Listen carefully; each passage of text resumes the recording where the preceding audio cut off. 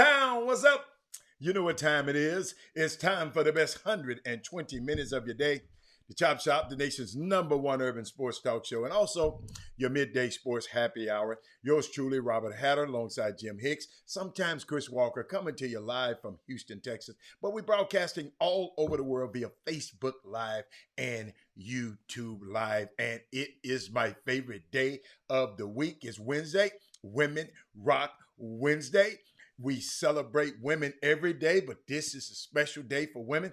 And we always acknowledge them first on the feed. On Wednesday, all women are our starting five, and I hope we got 5 women that start the show. Let me see. Let me go and look at the list and hit this button. When I look to the side here, okay, let me see who we got. We got Madonna Johnson. Hold up. Let me get my girl some. Let me get my. You know I got to get my girl some. We got Dale Griggs.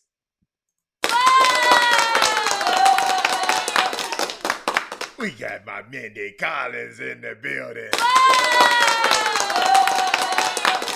And my favorite niece, Kim Jackson.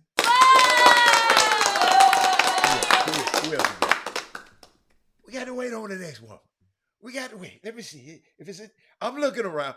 Fellas are, that's my baby. Look at Jessica Brooks. Jessica, hold up, Jessica. And then we got Jessica Brooks on there. Hold up. Let me do something I ain't never did. Watch this. That's one. Watch this. I'm putting all of them on the screen. These women rock today. This is my starting 5. Look at them. I got them all on the screen on y'all. You feel me? I got them all on the screen. Stay on there about 10, 15 seconds. Then watch this just pop off. Yeah. Happy Women Rock Wednesday to you ladies. Share the show. Let's everybody share the show. I just did. Let's share the show. It's price of admission to come in on this show is to share it. A lot of great things happening for women all over the world. Oh, that's my girl, my 6th lady of the day, Sonia Billingsley, is in the building. Hold on.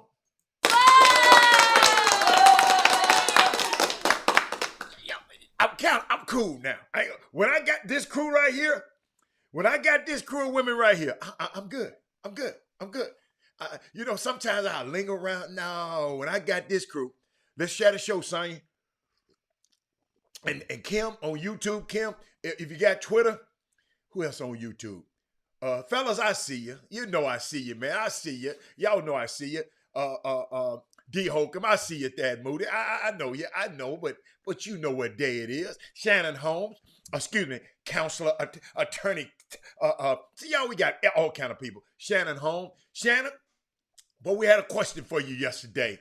Shannon, and the question was, Shannon, help me.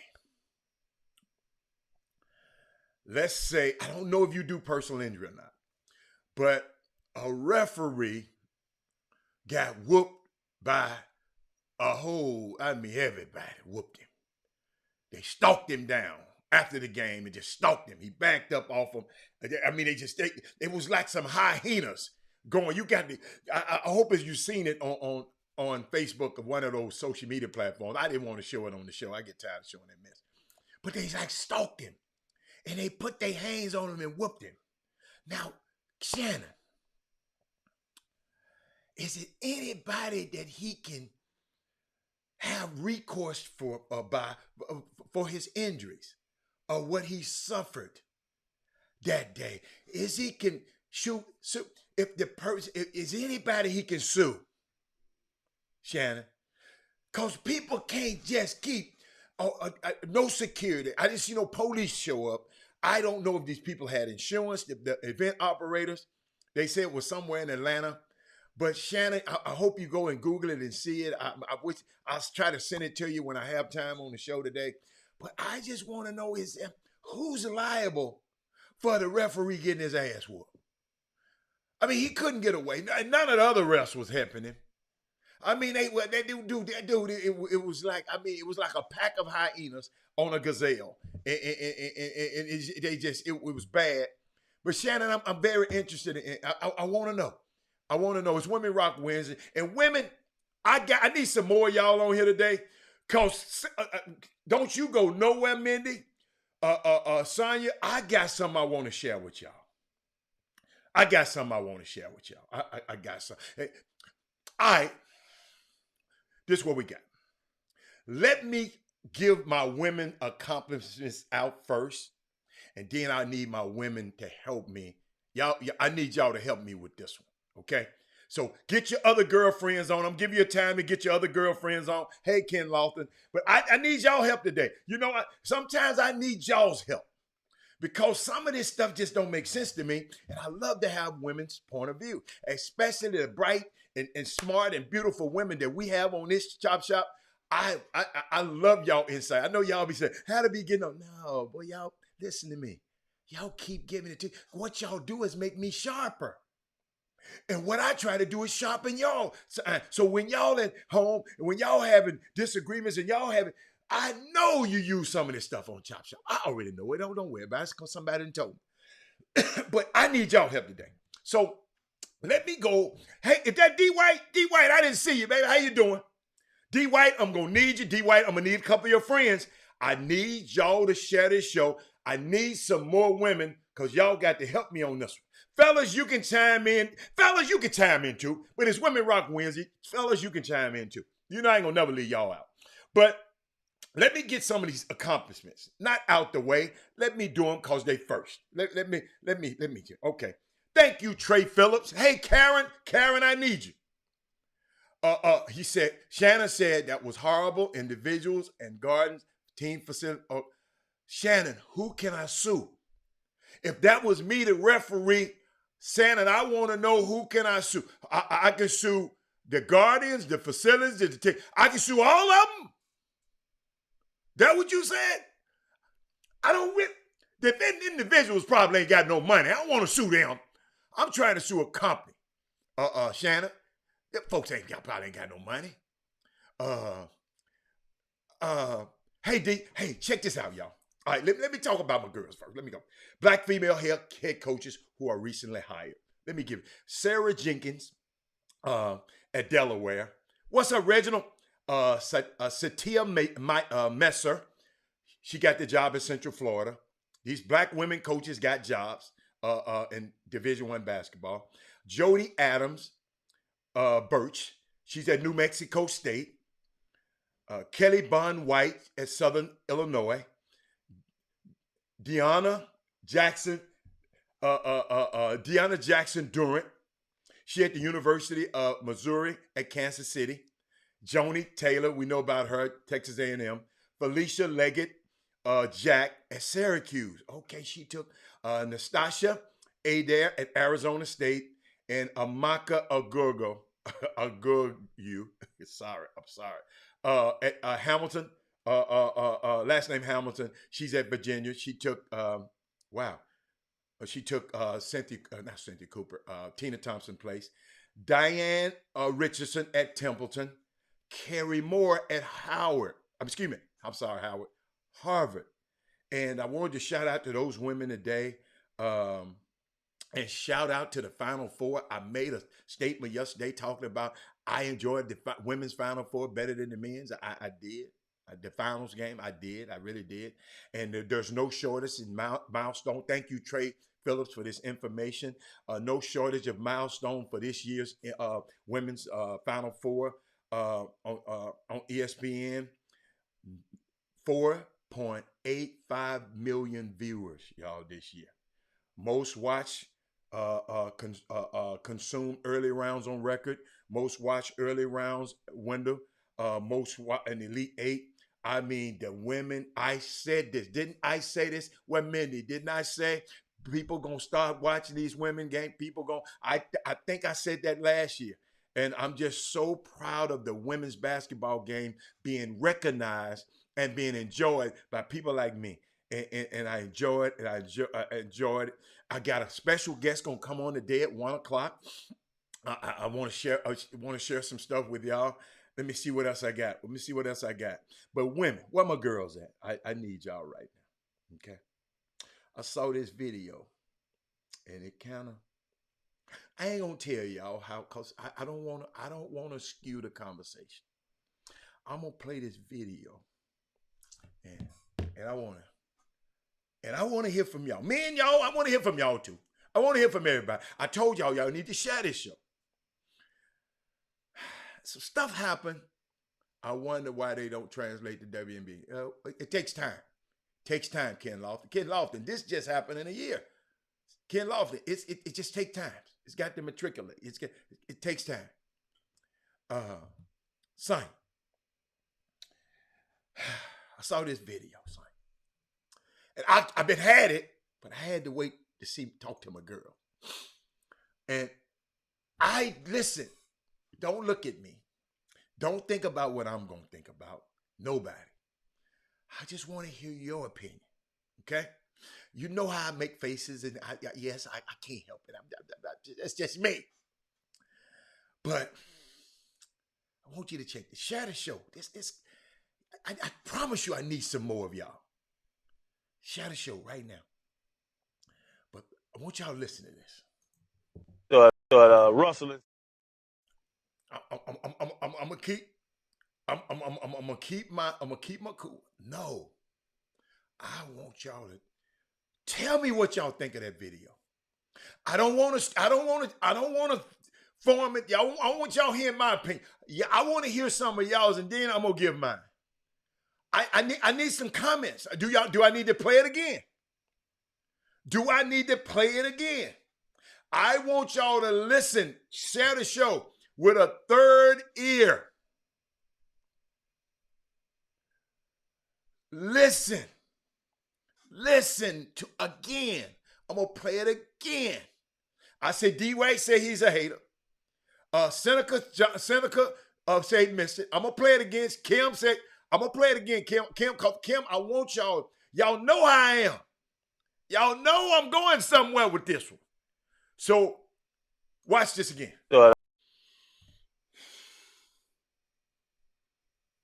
That kind of bothered me. That kind of bothered me. I'm looking at King Lofton said jealous clowns. Corey Willis said, friend of mine said, who in the hell is Channing Crowder?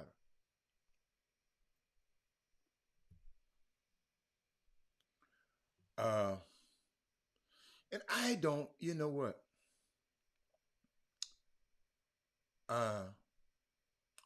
My problem is, Jeremy. Thank you, Jeremy. Jeremy, you remember, Jeremy, I know you watch the show a lot. You know, I talk to people about it, and I've been trying to share with y'all about it. It's two structures out there. It's the social structure, how they view us, how other people view us, black people, and it's the governance structure on how we view each other. That's why I don't denigrate people on this show. No kind of, some people I don't like, but I don't denigrate them on this show. And I try to, I just try to come from my heart. But something just didn't sit well with me. These brothers, you rather her be with a dude because he's a rapper, got 12 damn kids by 12 different mamas, cheated on her, verbally abused her, and you want him? And another comment. She wouldn't be with Russell if Russell didn't have that bread. A young lady's worth $20 million. That young lady is a nice young lady. I happen to meet, y'all know I got pictures of me and her.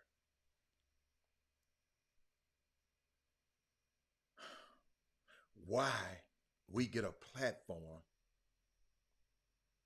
And we got to call a dude square because he ain't cussing people out and calling people, rapping and calling. Why? Why?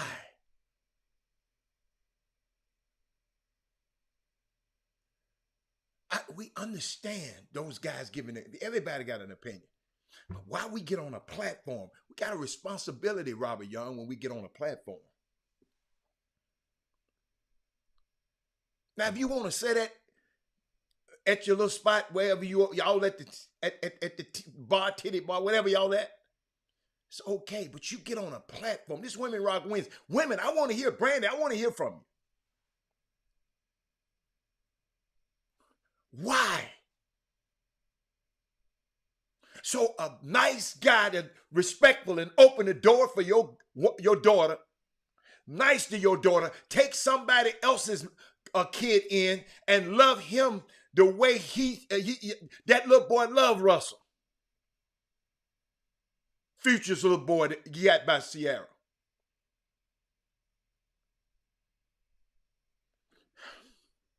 See, I want us to quit being so shy. See, we look at that and I told you I did not want to skew y'all, but I just wasn't getting. Do y'all understand?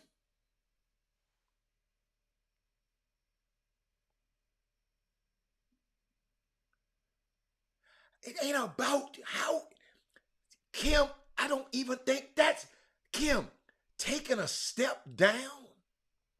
What the heck? What you mean by a step down?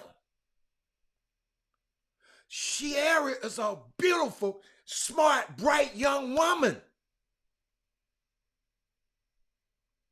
How in the hell is Russell stepping down to her? I don't understand that one, Kim. Kim, you lost me with that one.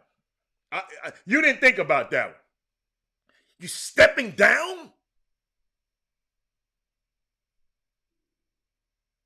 Did you see what Russell had before he had her? A beautiful, black, brilliant, smart girl stepping down? Kim, no. No. No. Most people with money don't match their money. I know a lot of dudes don't get married to women. No, Kim, no. Maybe in your sphere of influence, in my sphere of influence, half the dudes I know wouldn't be married because their wife don't match theirs. That's in that. Corey Willis, read the damn thing. Let me put it up there. Since you want to be the police, you want to be the. Hold on. Let me put it up. But on the other hand, did he ask if Russell took a step down in choosing Sierra?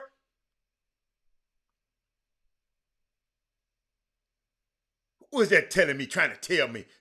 You didn't look at it, Corey Willis. I read it. I put it up on the screen. I'll put it up there and leave it up there. You read it again. I read real well. But on the other hand, did he ask if Russell Wilson took a step down in choosing Sierra? The words. Did he ask if they even thought about saying, did he ask?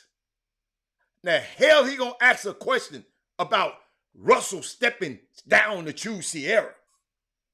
Russell came up when he got that queen.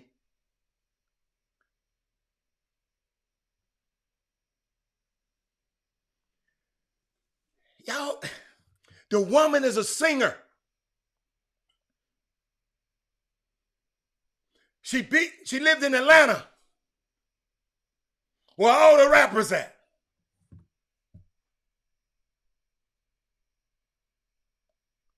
But Russell stepped down? Wow. Tyrone, Let me put that up on there. Let me put. I didn't say she. Oh my freaking God, Corey Willis. I know who she was talking to. I'm just saying the words she's saying. Listen to the words, Corey Willis. Corey Willis, you just stay out there. You done had you a drink. You been with Jimmy. The words she said. I didn't say she was talking to me. She said if Russell took a step down, the word step down. How? Step down. Step down. No, you come on. Kim don't need your help. Kim is very smart. I'm just saying, y'all words have started wars. The wrong words. How you gonna step down to a beautiful black woman?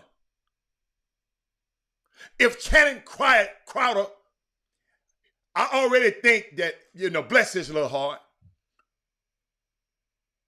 All I'm saying is we got to watch the words we say about our black women.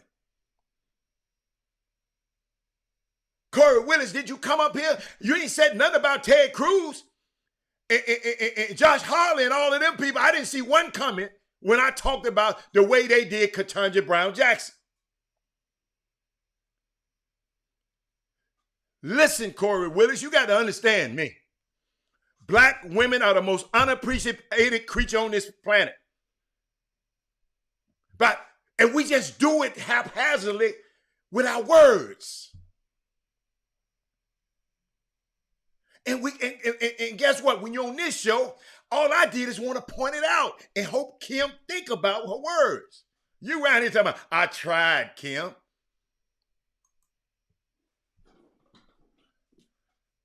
It's a group of white men just toe into this beautiful Ketanji Brown Jackson.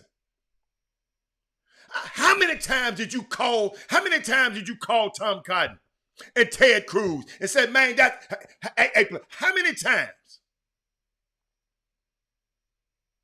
But we'll come on this show and want to be slick, get to talking slick on this show. I told y'all going to respect the platform. Kim ain't talking about Kim. It's not okay. Kim, forget you said it, Kim. Anybody could have said it. So you think it's personal. It ain't got nothing to do with you. I just said it's the words that will come out and be printed even by Shannon Crowder, even by whoever put it up there. That Russell, maybe he should have asked the question, did he step down to Sierra? No, it's never a step down to be with a black woman. It's a step up. And that's the point I'm trying to make. And I don't think y'all got that yet, because sometimes we get in our feelings. Let me tell y'all, don't get your facts and your feelings mixed up. I was just giving you facts. That's all. That's all I am. Come on, it's all right to learn something. We just say stuff so haphazardly. I think black men's public image needs to be repaired, because I don't think there's another community, another culture in the world where a man like Russell Wilson could be considered lame or corny. I met this dude. He's a cool dude.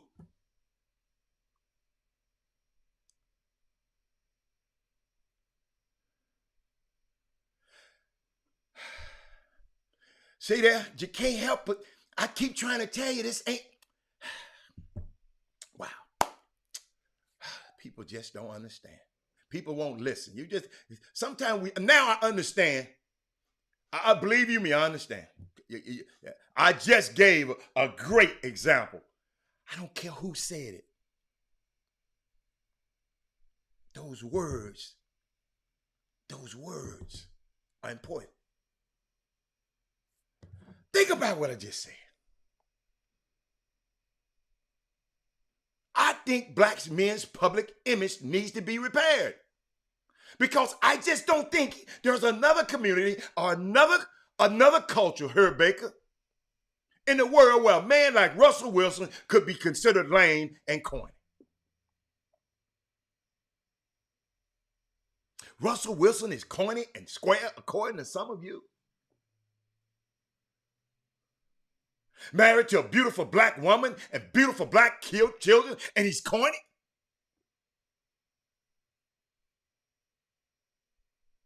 Seem to be happy and heads over heels in love with his queen and his family, and he's corny?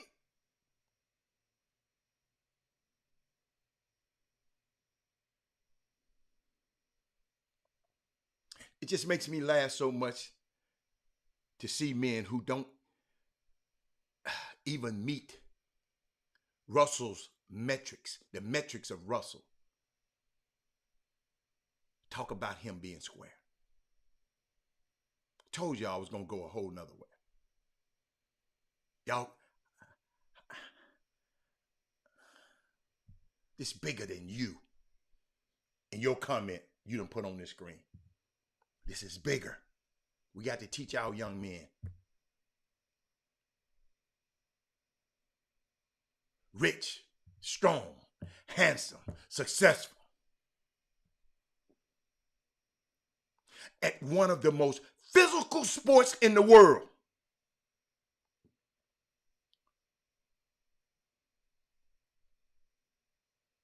But you're more masculine because you call women bitches, B-I-T-C-H's, and all of that.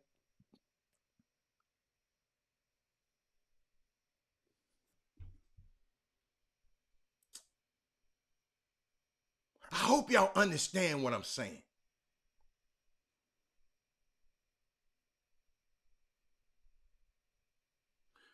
What's crazy to me is I ain't never seen Russell hate on nobody. Bruh make his money, take care of his family, and mind his business. It don't get no realer than that.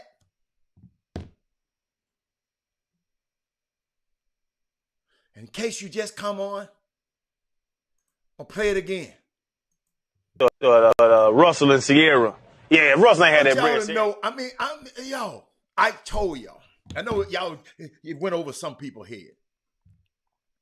It went over some people's head. D. White, I told you I was going to bring it home if they just give me a chance. Corey, when she went to Corey, that was a single. Corey, I was preparing you for the home run. Kim, I needed your comment because I'm just showing that's how some people think.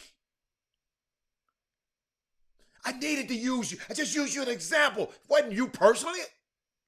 We just got to watch the words we use. Think about this, y'all. Russell Wilson wears his pants on his waist, don't look like he smell like weed and Hennessy and Black and Miles, and loves his wife and kids. And this dude gonna call him a square?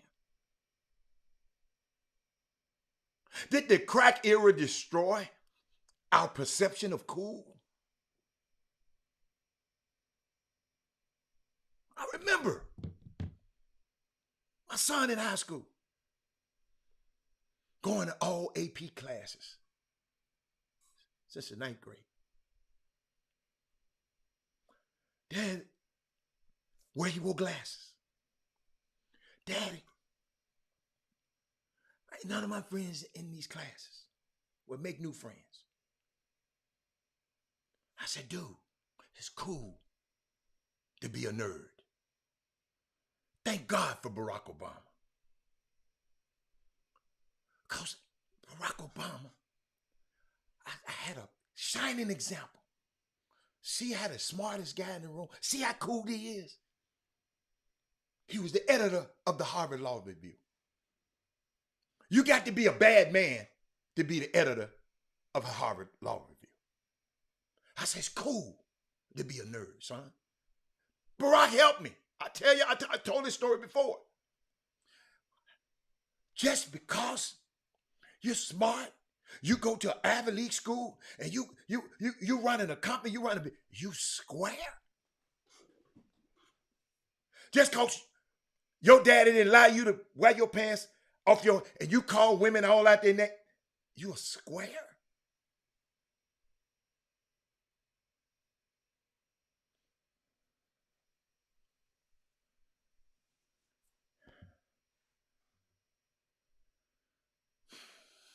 Just don't understand. So you saying Russell Wilson ain't a bad boy? What you mean by a bad boy? Moses made. Let me see. He put this up here. I'm here to tell you every woman wants a bad boy for fun, however they desire.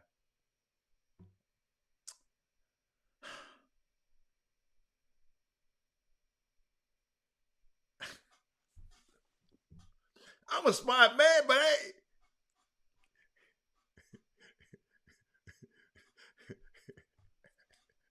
Y'all don't get this show twisted.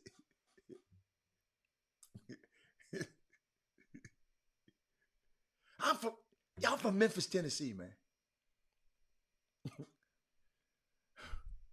It's a different life. I told y'all, we got the first 48. They started it in Memphis. That's where I grew up. When I was a child, I spoke as a child.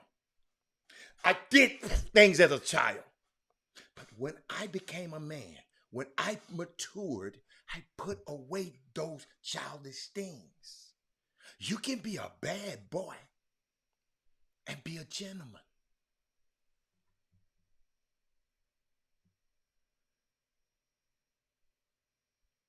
Bad boy. Define bad boy.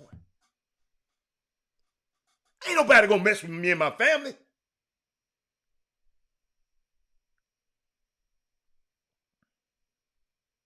Russell Wilson played quarterback who gets their head knocked in by linemen that weigh 300 and 400 pounds. And you're trying to say he's soft. My thing is, I just don't think, and I know Ryan Clark and Fred Taylor had a different view. I'm just talking about the other guy. Bless his little heart. Maybe that's just the way he think.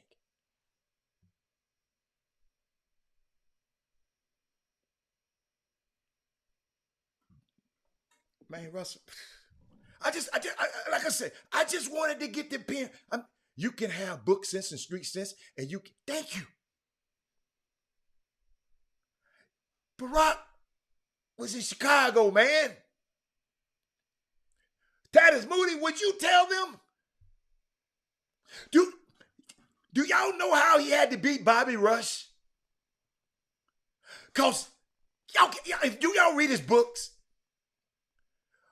Michelle was saying, look here, player, you went to Harvard. All of this, you don't win this next race, you got to get a job. You got kids here. We stay without my mama. The man went out. Y'all got to read the book. He made sure he beat this guy.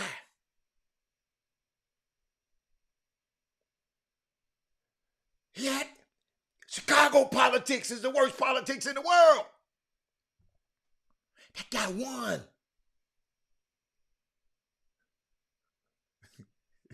Some people say, Robert, don't get that twisted. That's a gangster. Bad boy. Corny because he loves his daughters and his wife. Yo, we got to start looking at each other different, man. We just glorifying the wrong things, man. I'm sitting there. We're glorifying. If that's what you like and that's what you, okay. But why you got to talk about him? I'm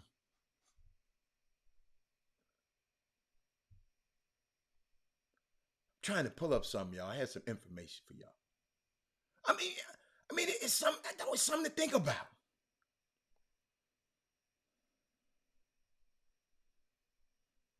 Something to think about. But we're gonna take a quick break because I got some stuff I want to share with y'all. We're gonna take a quick break. Got a young lady, Danielle Wicks, who has a company called 1818 Charcuterie, where the charcuterie boards with the cured meats and the cheeses and the fruits and stuff on the boards. I got pictures of them. I got to play them. We're gonna get back. I got some else for y'all. I'm showing a few of her. I've never seen it done like that. She instead of having a big board, she had each person have her. That's right there is so innovative to me. I've never seen it like that before. Black girl power. She rocks. Look at her. Just look at 1818 Charcuterie. She's on social media that way. I'm gonna put her number on the bottom of the screen soon. I just want y'all to support her when you're having parties and things like that. Support her. Got a little video, just a little short video, some of her stuff. I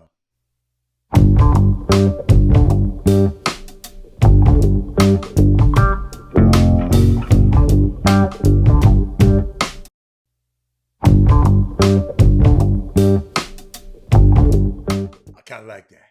And then I also want to share with y'all Ticket Attraction.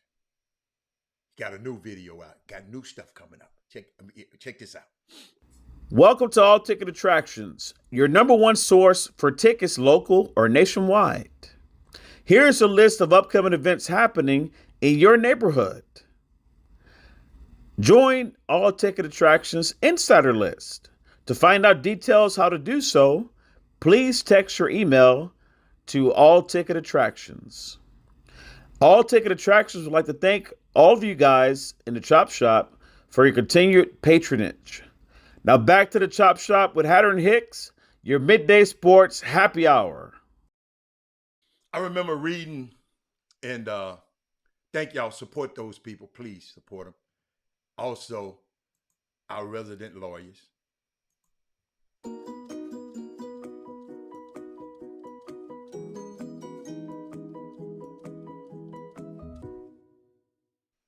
But I was thinking about y'all weeks ago. Share the show right now.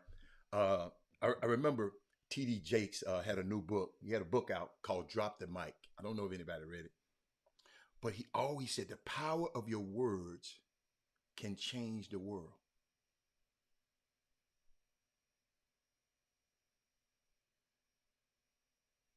Just thinking about it, man. I got so much stuff to share with y'all. We got a guest coming on. I was thinking about the stock market. You know, a lot of us.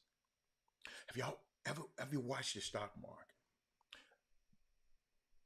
The stock market, don't get the stock market confused with the economy.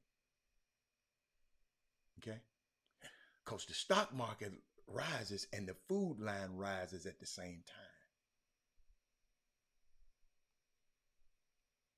I was just noticing that. We got food deserts. The stock market is doing good. But it was something that I wanted to share with y'all. I just didn't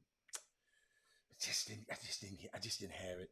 I don't have time to look for it. But it's just some things that, man, we got to start seeing each other different. That's really the point that I wanted to share with y'all. We got to see people different.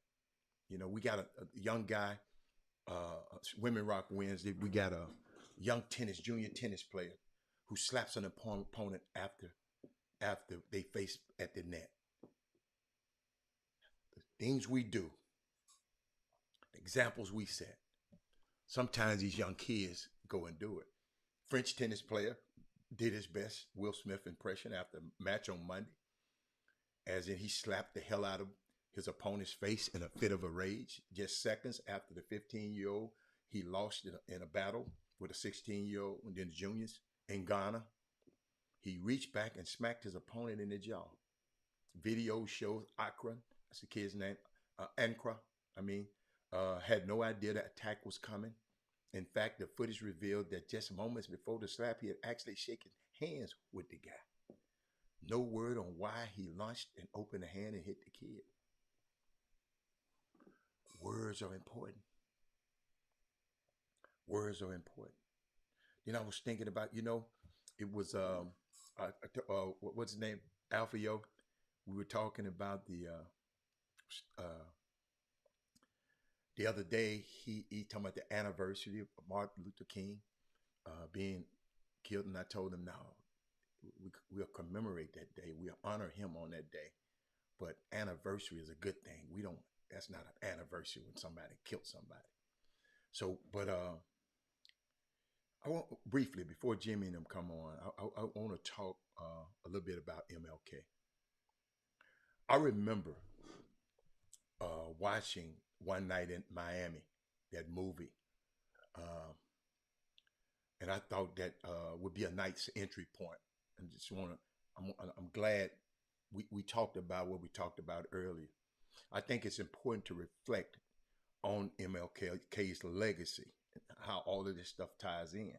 He wasn't even at the One Night in Miami, but his influence was there. But I wanted to reflect on it through a lens of how it frees us. As I was watching this brilliant piece, I watched it again the other night. The art directed by the great Regina King. This girl is bad, man. If y'all haven't seen One Night in Miami, you got to see it. And it started four incredible actors playing Jim Brown, Malcolm X, Sam Cooke, and Muhammad Ali. And I'm watching a Brotherhood. Kim, a Brotherhood. Channing Crowder and Russell Wilson played professional football. Supposed to be a brotherhood. What's up, Landon? A brotherhood. And I'm watching a Brotherhood. Landon, I'm talking about One Night in Miami and how King's legacy even was affected then. It affected what happened in One Night in Miami. I'm watching a Brotherhood, a conversation that came out because Ali was there with a fight, Sonny Liston, for the heavyweight championship of the world. And these people had to stay. They couldn't stay downtown in the nice hotel. They had to stay, where the black folks stay. Okay. Ali was, what's up, Wesley Yates? Ali was 22 years old, and all of these men were friends. Friends before fame and friends after. Okay? I'm just showing you Brotherhood. And I'm watching freedom being focused. In so many ways in the conversation between Jim Brown and Malcolm. We got to watch this movie. Sam Cooke and Malcolm had a clash. Muhammad Ali and Sam Cooke had a conversation. It's all right there. In each conversation, thank you, Jeremy. In each conversation, I'm looking at men in their 20s and 30s talking about freedom through different lenses. Not getting on a show and talking about a man that's corny because he got a wife. Because he took, how you leave Future. All them women that left Future. Lori Harvey left Future to get with Michael B. Jordan. Did he call Michael B. Jordan a corny? I'm sorry if you just got on Wesley Yates. I'm talking about Channing Crowder. He gets on there and called saying if Russell didn't have no bread, Sierra wouldn't be with him.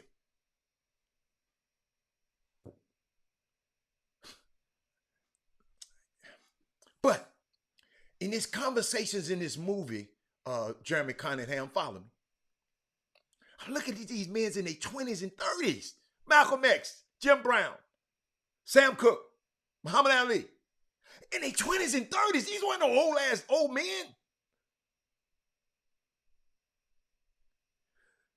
This is an era. This is an era of verses where everything is this one against this one. Booker T versus W.E.B. Martin versus Malcolm. We got a versus. Shannon versus.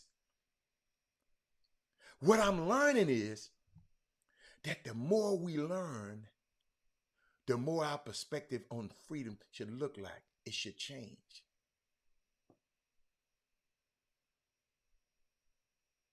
But also,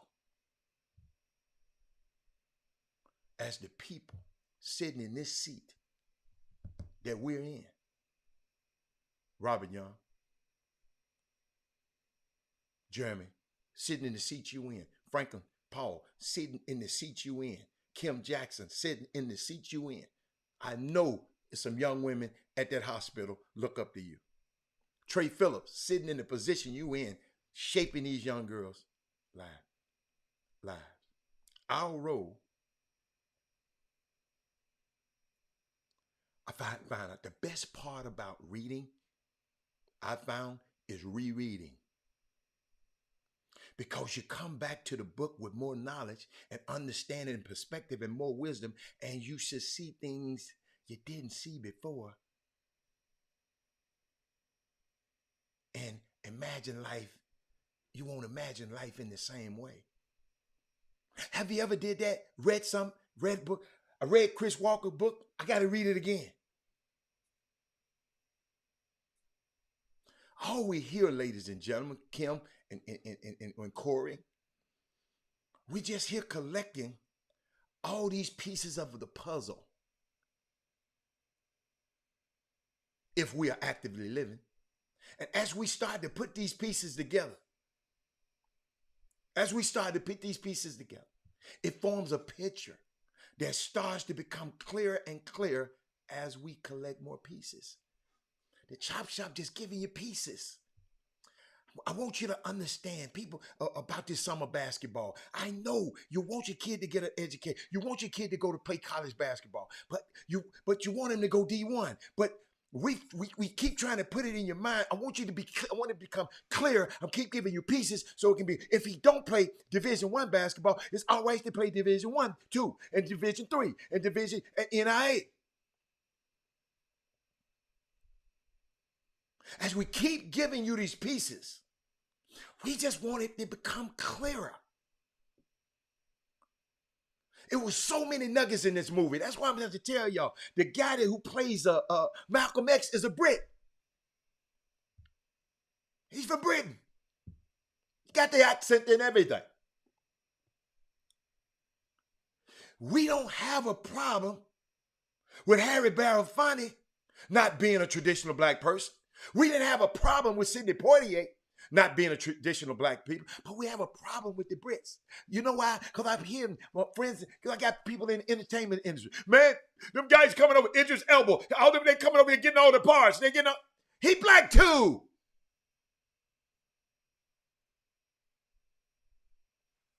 If he gets stopped in his car, the police gonna look at him like he black just like you. But this brother in this movie, he put that thing down. That's why I'm telling y'all got to watch the movie one night in Miami. Take your time, because I know you're so busy. The guy that played Muhammad Ali in an interview, he jumped to the guy's defense.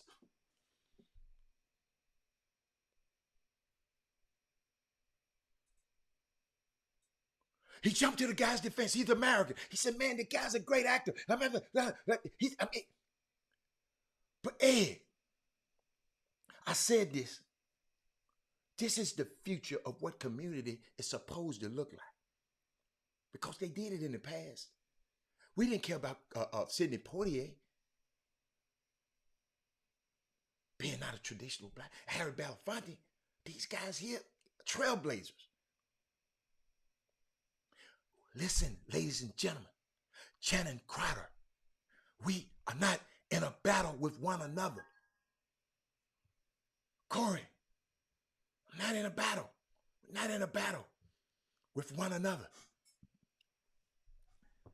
My guest is in the green room. She getting her makeup done back there.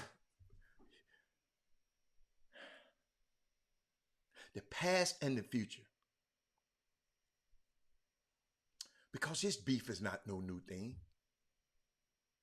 The conversations, y'all, the reason I'm talking about this, because I was just thinking about the conversation these guys had are conversations we need to be having now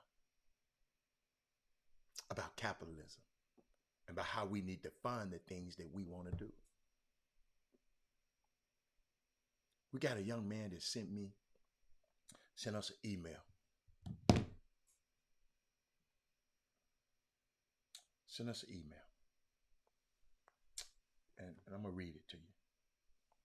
Sam Cooke was, I'm going to read that in a second. But Sam Cooke was different. He wanted ownership of himself. Jim Brown, the athlete, at one point, Malcolm said that you are our weapons. And Jim said, I ain't your weapon. They disagreed. It's okay. Muhammad Ali, brash, 22 years old, trying to figure out through his spiritual journey, also ownership. But not quite sure of himself. We need all of that energy to get us where we need to go. Through Regina King's lens, she was able to talk about colorism. So when you talking about these black institutions, sew your lips up when you got to talk negative about black people. That's my point today, Channing Crider. That's why I said what I said today, Kim. That's why I said today, Corey Willis. Sew your lips up when it comes to black people.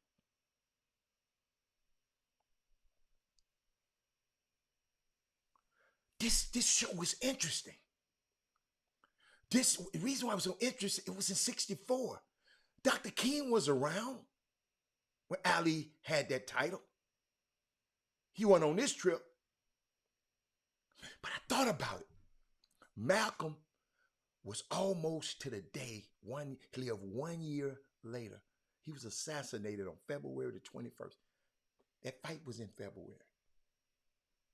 Sew your lip. Sew as in sew, sew, not see your lips. Sew them up. S-E-W. You use every one, Ed Russell. Sew your lips up when it comes to black people. In other words, shut your damn mouth when you got to say something negative about black people. Channing Crowder. You talk about a black man that's taking care of his beautiful wife, and you want to talk about it. Yes, I've happened to meet Sierra before. Sam Cooke, whom all us know his music, and we know him for this one song. A lot of his music. What's the name of that song? Y'all know.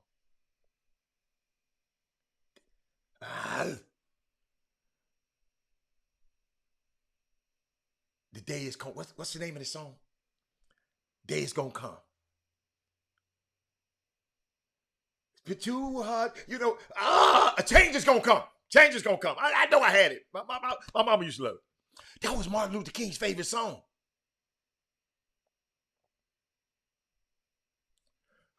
A change is gonna come. Thank you, Joe Lewis. I had it, Joe. I'm getting old. I can't remember all of this stuff, Joe. Been talking for an hour.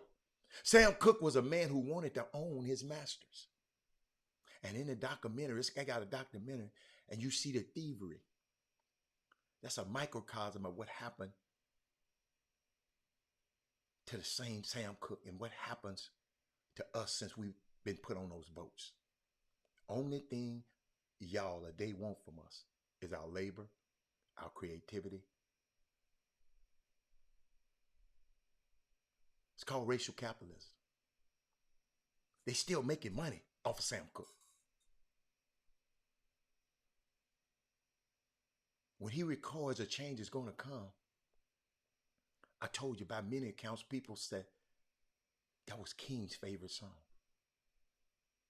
Even when Spike Lee introduced the song near the end of his biopic in Malcolm X when he was driving to Audubon Ballroom, he played it. There are so many parallels in this movie. I just want y'all to watch this movie. Robert had, I wonder what type of man would Shannon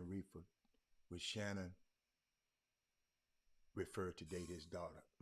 That's a good one. That's a good one, Jeremy. But I just wanted to share that with y'all. And I wanted to share this with y'all, and I should have prepared it a little bit. I got a letter. We had a young lady. I'm waiting on my email. I got you, guest. I see you. I got you. Finna bring you on in a minute.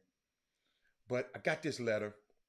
Y'all remember Gemma Johnson, the young lady who had the rare disease that hurt her spine and spine. Let me say, she said, I got a letter. Said, "Good evening, Robert and Jim. I'm not sure you remember me, but I always remember you, Jeremy. I'm the father of Gemma Johnson. She got this scoliosis disease. She said, my baby still battling this funky disease, scoliosis, due in part to my insurance not electing to do their part. The surgeon has elected to offer a cash price to perform the surgery slated for her next month, May 16th. We are hoping to attain the needed funds by this target date. My baby has suffered with this condition for as long. I work very hard to give too much money to not be able to rely on insurance when they are truly needed. Absolutely, we understand. If you would be grateful enough to share the GoFundMe link over the show tomorrow. I'm gonna try to share it to y'all right now. And this young lady came on our show and talked about it. Beautiful little girl, and one of our beautiful black women. And I'm gonna share it with y'all. Do what you want to do with it, but when I get a call like this, I have to do my part. And hold on a second, let me put it on the show. Y'all remember little Gemma? I put it on YouTube. Now I'm gonna put it on Facebook, and then I'll bring our special guests in. Boy, every time I think about this little girl, because I remember her, it just. I got a daughter. Told y'all about my daughter. My son grew up. Was born almost in the same year. I got you. Born in the same year as Robert Ory's daughter Ashton was born around the same time my son. And I always think about this, y'all. Serious about this. And Robert Ory, Houston Rocket, world champion. My son's mother and his wife, they were in the same hospital, same everything. My son came born to me healthy. His daughter had chromosomes deficiency and hampered her all through her life. And I'll never forget, I got on my knees that night and said, God, that's why I'm so protective of children. Because I saw Robert Horry had millions of dollars, and all his millions couldn't change what was going on with his daughter. And I'm sitting here right in the same hospital with a healthy son. I'll never forget that. I'll never forget. I know it's something bigger than us. And that's why I hope y'all know my passion. But what I want to do now, I want to bring in this young lady. Okay. Unbelievable. Women rock wins. She rocks. She's a woman that rocks. And I'm trying to get all my information right. Y'all, I'm all over the place today. But Elaine Ladden, I'm a Latin. Ladden, I call it Ladden. I'm gonna bring her in. Hey, how you like people? Cause we call it Ladden. How y'all say it? How you say y'all name? Latine. Latine. See, we call it Big Daddy. Oh, I want to get there. Oh, yup. I'll give it away.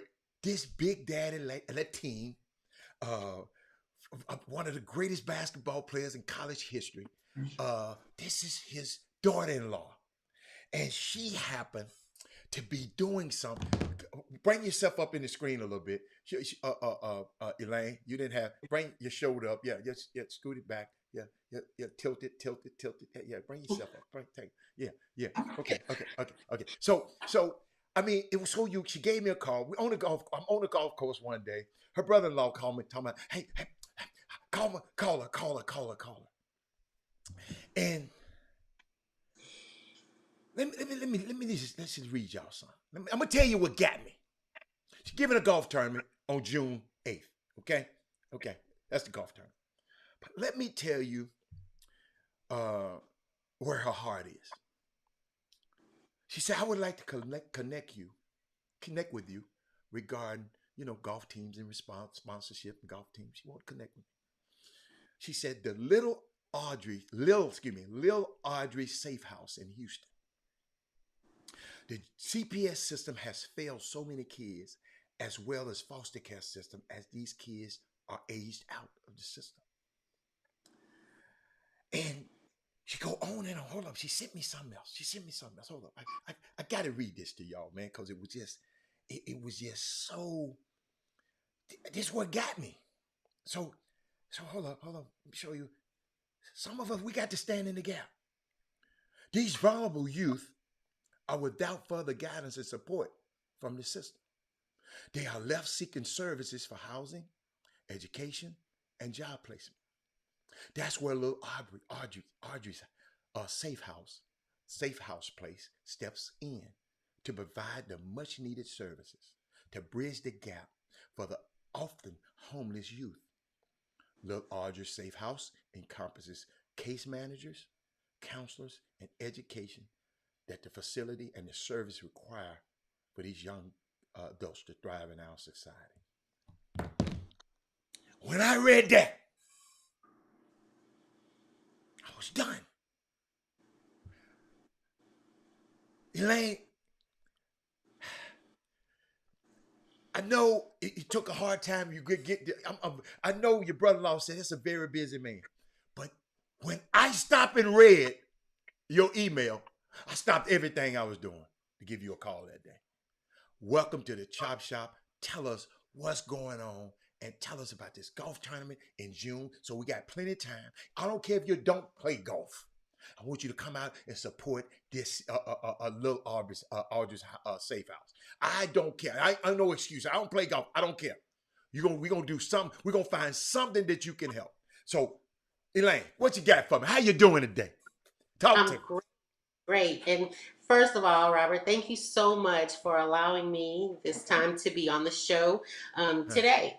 Yeah. And, Little Audrey's Safe Place Foundation, like you said, CPS has failed so many kids. I mean, you can turn on the news at any point in Houston and see how some of these kids have been neglected. Not long ago, we had the story about the 4 kids in the apartment alone. Those were CPS kids. Right. Just last week, I saw another incident where, CPS just dropped the ball again. And also kids who have aged out of the foster system. What do they do once they reach that certain age? Do they have certification to walk into a job? Do they have any type of training? Do they have housing? Lil Audrey steps in. When they come into our fold, we work with them. I volunteer there for education. I help and teach medical terminology, ICD-10 coding, so that they can prepare to go and get a job. There's so many areas where little Audrey's just, helps these kids and help them to be productive in society, as opposed to going the other route. That's what we're here for. That's where my passion lies. Okay. Thank you so much, and my brother-in-law Robert Young, for just putting us together to get the word out there. Yes. And that's what I want to do. Matter of fact, I got some. I'm gonna go across the screen while we But I want to know about the golf tournament. Tell me about the golf So tournament. the golf tournament is going to take place on June 8th Mm-hmm. here in Houston Mm-hmm. at Wildcats Golf Course. Okay. Um, Again, go to Ticket Leap Mm-hmm. at ticketleap.com, register as a player, hold and reserve your spot if you need to get a team together. Mm-hmm. Um, it's going to be a fun day. I'm super excited about the golf tournament. I'm super excited too, and I because so if I'm not a golfer, because I know people, you're gonna have Robert. I don't play golf. What can they just come out there? Could they? Is it a place instead of ticket.com? Is it a place where they can just they can give or give a donation or some how that no okay? I got something better. They can go to leap.com and just sponsor a team. Don't even You can have to sponsor. tell You tell can me give what an they can do. donation. Huh? Yeah, you can sponsor a team. You can give an in-kind donation. If you want to leave a note and volunteer, reach out to me directly, and you could do that as well. We definitely want all sponsorship, Yeah, volunteers, right. come out and support. Okay. All right. I mean, I can't wait. I'm excited. I know you were saying, boy, this dude's so busy. But and you know what? You respected my time, and I saw that. But Robert knew, baby, you got to call this dude because that phone just rang. But leaving last night, I was talking to him last night. We was on the golf course. He mentioned you, and I said, oh, you know what? I'm gonna call her, and because she's supposed to be on the show today. And I just thank you so much. I'm gonna play this thing. We're gonna talk about this. And if it's any way, matter of fact, I'm gonna give them your name because we got women, we got men, we got who want to volunteer, who don't play golf, just want to come out and be a part of this thing. And I'll make sure they're able to get in touch with you. And it's just, I mean, I'm just glad to be a part of it. And then I'm gonna give me a good team so we can beat up on everybody. And we're gonna get a good team. And we're gonna try to get Jimmy out there. We're gonna try to get Chris out there. We're gonna just hope the dates don't coincide with it, because people are busy. And but I'm gonna put that date in there and just make sure that I'm in town. And I want all of the Boom Boom Room, the Chop Shop. I want all of us to be there. So just to support this great cause.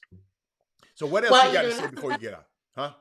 That was another thing I wanted to check with you about, because I was getting ready to start ordering the trophies and everything. I was like, well, should I ask Robert Hatter if I should put his name in first place right now? I said, no, I'm going to just wait. I'm going to just wait.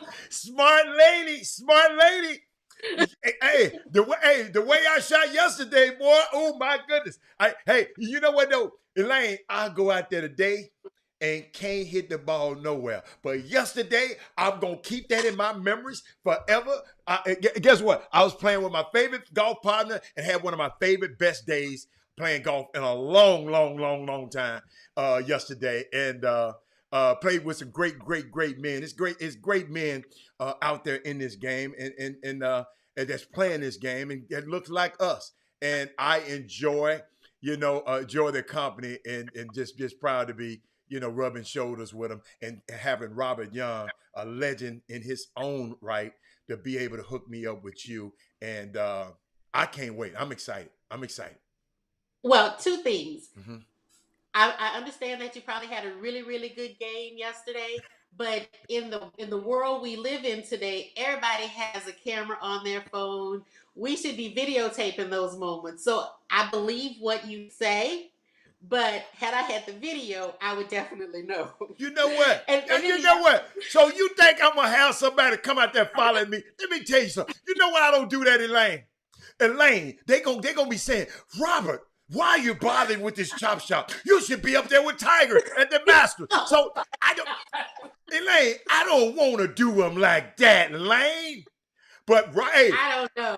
all my golf partners, they watching this show. Elaine, I had something happen to me. Let me tell you something I love about this show. Elaine, I came to the course yesterday, and another partner of mine said, "Man, I want you to meet me on the hole, because I know you're not going to get there on time." So I had Robert with me. So me and Robert pull up on him. We ride our golf course and pull up on him, but he already had 3 guys. So I don't like to play 5s. I like to play 4, 3, or 2. I don't like to play 5. It just takes so long. So what happened, the guy, they were in the group, and the guy was saying, "Well, look here, man, my man Robert Hatter might come out here, right?" He said, "Robert Hatter of the Chop Shop?" He said, "Yeah." He said, "Man, I've been looking for them. The Chop Shop, they went off the air." Elaine, about 3 years ago, we took a hiatus because we got tired of the bureaucracy of the radio stations. And I happened to be have young people around me and say, "Robert, don't worry about no radio station. Use YouTube and Facebook. This gonna be the future of radio anyway." And when those young people told me that, so I'm telling, me and Jimmy had said, "Forget it. I'm done," because we got tired of dealing with radio stations and what they this guy the internet ain't working right. This ain't right. This ain't. There's just so much stuff. I don't want to tell all their business. But guess what? We said, forget it. We ain't gonna let nobody handcuff us anymore. We are in control of this stream now.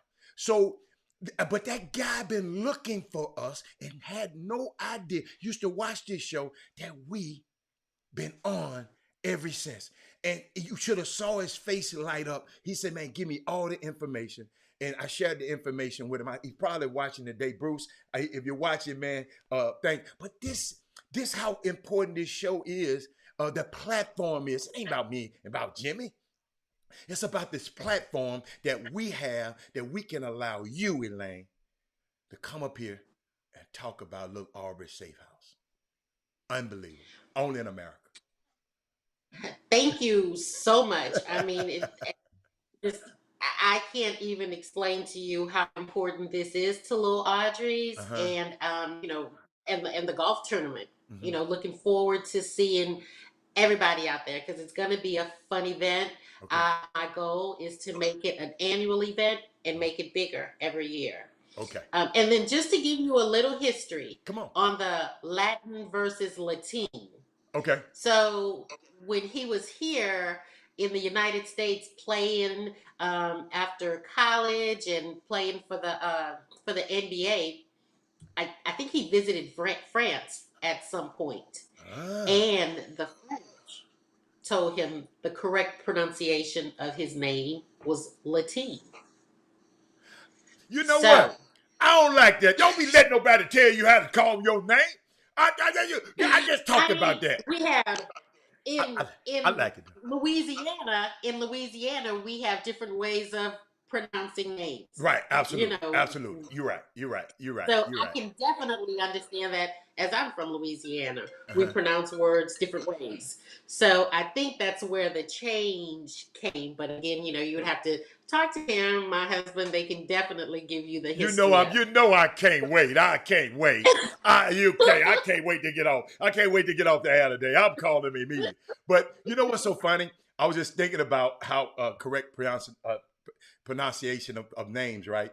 I go to France. I like this certain kind of champagne. And over here, we call it something different. I get over there to France, they didn't know what the hell I was talking about until I used the second name.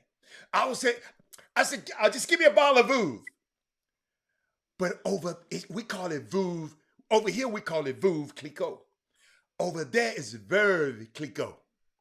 They didn't know what I said, "Man, give me a bottle of that Veuve." You know who that talking, parlez-vous, say what, like that. And man said, whoa. This is a French wine from the French Champagne region. This is what they told me. And Robert, it's pronounced Veuve Liqueur.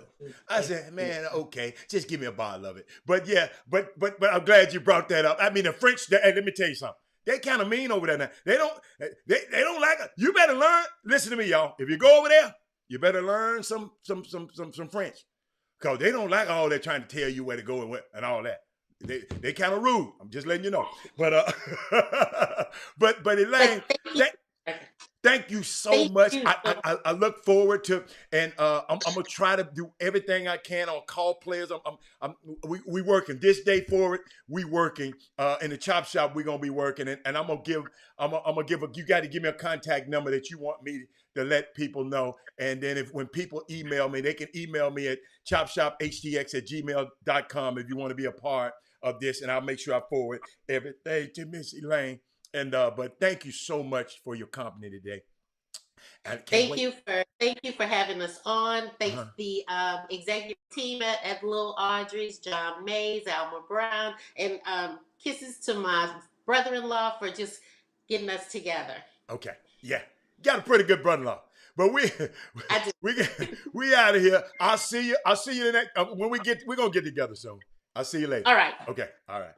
Thank you. All right. Thank you. Wow, that was unbelievable. I had to share that with y'all. What do y'all think?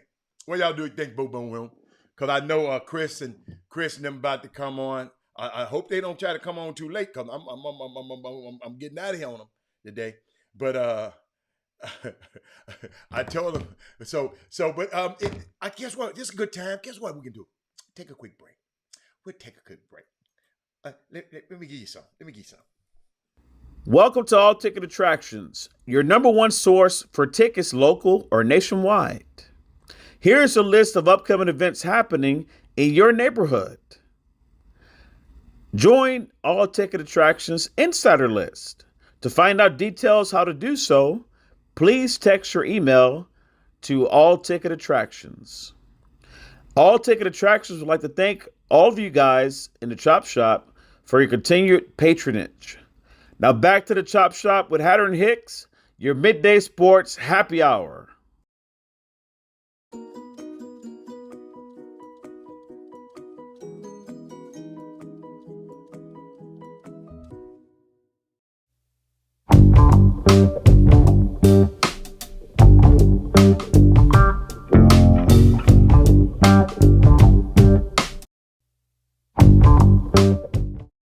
Yeah, what's up, everybody? I'm back. Man, that was good, though. Hold up, y'all. Hold up. They gave me a new gadget to play with. Let me see. Can I'm gonna try it out on y'all. Let me see.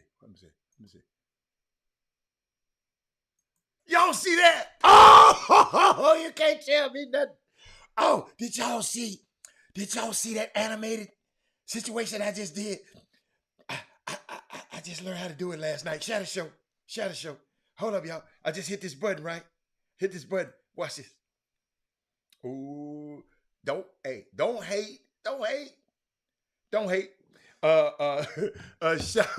Shout out. Let me get that off there. Yeah, I'm learning, y'all. I'm getting better and better at this stuff. And but I want to talk about a few of our black coaches.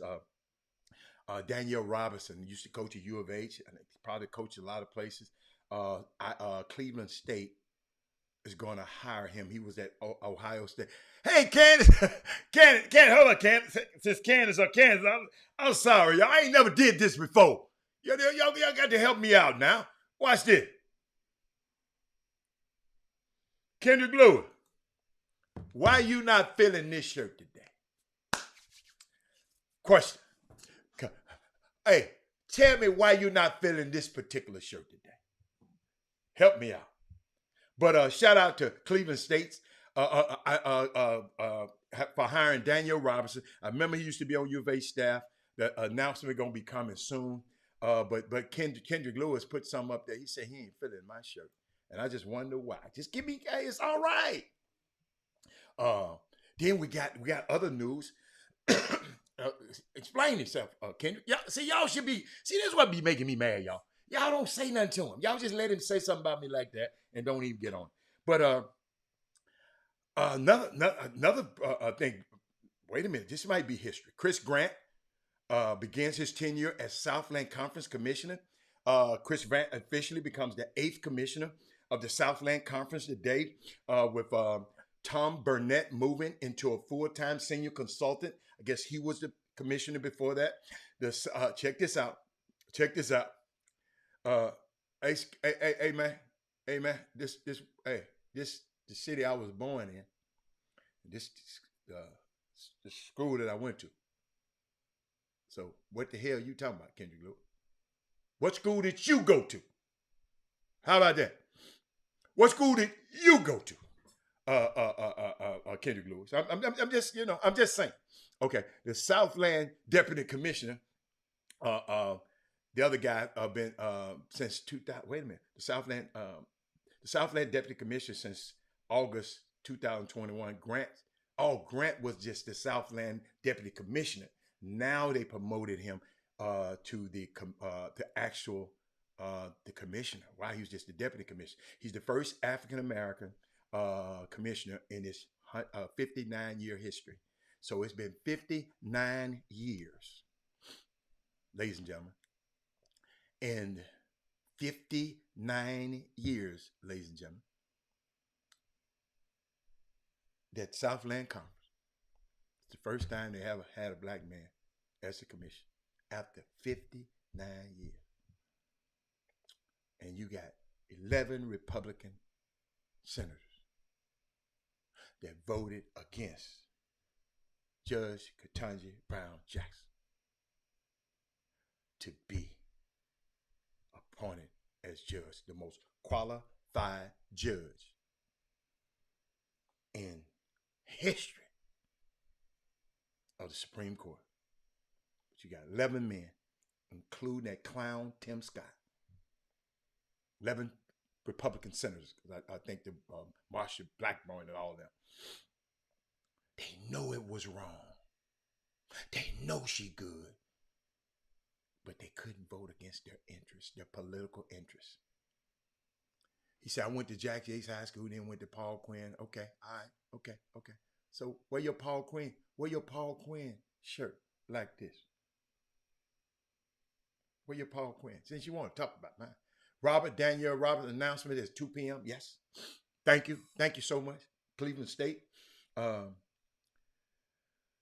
think about that? I know sometimes y'all, have y'all ever thought about that? 59 years. Southland Conference. A lot of players that look like us came through this, but nobody never gave a commissioner. Why these people think we can't lead, man? You got what's his name? The coach at Seattle. We'll talk about that in a few minutes. Talking about why they just think they think we can't lead. I'm just transfer portal. It's getting thick. Thick. I was hoping Chris and them come on so we could talk about it. What these guys gonna do, man? Somebody just sent me something about the transfer portal. They said, what's good? Oh, no. Kendrick Lewis. What's up, Kevin? Hey, guess what I did today? Y'all need to share this. Guess what I did today? I got a phone call. So Robert Hatter, come to TSU. I came to TSU early today before the show. I did not know this, y'all. They said, Robert, you got to come in and get fitted for your ring. Y'all, the Chop Shop, through me, we got a Southwest Conference basketball championship ring. I didn't know. I went over there today. Man, I meant to tell y'all that in the beginning, but we got to talking about other stuff, Kendrick. But Kendrick, I might have a ring.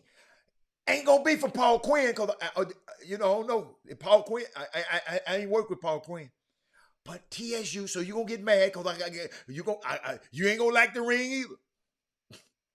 But y'all, shout out to TSU, man. They didn't have. Let me tell you something. I didn't know he'd get a ring for winning the SWAC championship. See, maybe y'all know this. I didn't know. That shout out to Kevin Granger, Donna Franklin, Ernest Walker, all the people that made that thing happen. Ralph Cooper, who called me and said, "Man, you got to do it." Thank Chris Walker, who said, "Man, you got to do it."